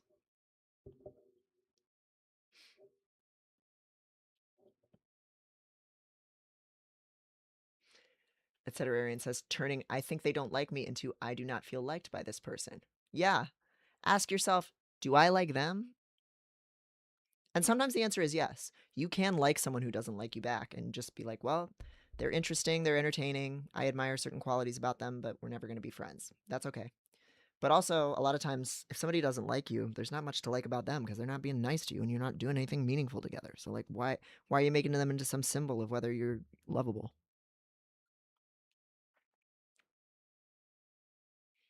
Thanks for being here, Synecdoche, and thank you for your question that inspired this piece and this conversation. This was so nice. This was so fun. Some DPT is like trying to make you fix it, and some DPT is way more accepting. I think some people just practice it like it's CBT. What am I getting out of this is such a good question, though. Yeah. What do I want? What am I getting out of this? And what do I want to do? Like, okay, the situation is the situation. What do I want to do? What do I feel like doing right now? Because that centers back on what is possible and what is your side of the street, you know? Because we can always make choices about what we want to do, even if it's just like, what do I want to think about right now while I'm stuck at work, you know? In my mind palace. I just want to go to the Olive Garden with a baddie. Blair. I want to go to Olive Garden. I really like the Olive Garden. I'd be down to go to Olive Garden next time you're in town.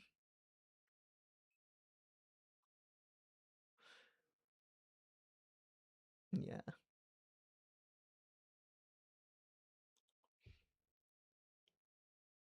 Definitely helped me when I had no regulation moments, but now I'm doing parts work and it means I'm being with the screaming voices in my head. Yeah, you don't have to be afraid of those voices. I think sometimes like CBT, DBT can make people really afraid of like the crazy in them. And it's like, no, listen to the crazy.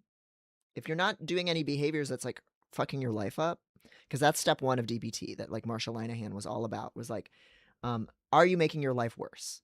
You're feeling this awful feeling. Are you about to do something that's going to make your life worse?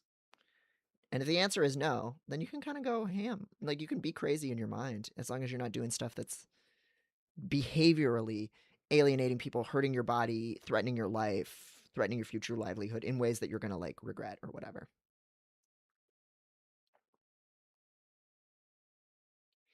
Oh, there's so much good stuff in this chat. We could just go on all day. Oh, we're talking about the dignity of risk again, too. The right to make bad choices and how important that is in disability organizing. Listen to the crazy. It often has something to say. Yes, and Trans Peaks, if you don't follow her on Instagram, she's had some really great posts just kind of reflecting on lessons from psychosis and lessons from the crazy. And that's something that's been really pivotal lately in my relationships too, is just telling people like, here's what the crazy part of my brain is feeling or thinking and saying it wrong and just saying it and seeing that people aren't afraid of this part of yourself that you've felt that you've had to mask all the time and often that people have rejected, especially for people with psychosis. Finding places where you can say, here's what's going on, and you're respected and loved all the same is so special. So cheers to that. All right, well that done, I am gonna end the stream for the night, rest my voice a little bit, get some water, eat a breakfast taco that's been cooling on my table this whole time. This stream is gonna be in two parts just because the stream stopped and started and it's on YouTube and everything. But it'll be on YouTube in the essays tab along with all my other essays. You can check out the Time Theft Today streams also on my YouTube channel, and I'll also email this out to the Substack followers, the subbies. Thank you so much, everybody, for being here. This was so fun. It's great to be back after a fun little holiday break. And the next piece coming up on the Substack is another longin', and it is a review of Justine Champine's Needle Lake and a discussion of how autistic people are depicted in media. So that'll be coming out soon, probably on the 15th. So thanks for being here, everyone. Thank you, everyone, for your great questions. And yeah, I love you too, Annika. Thank you for being my friend. And thanks everybody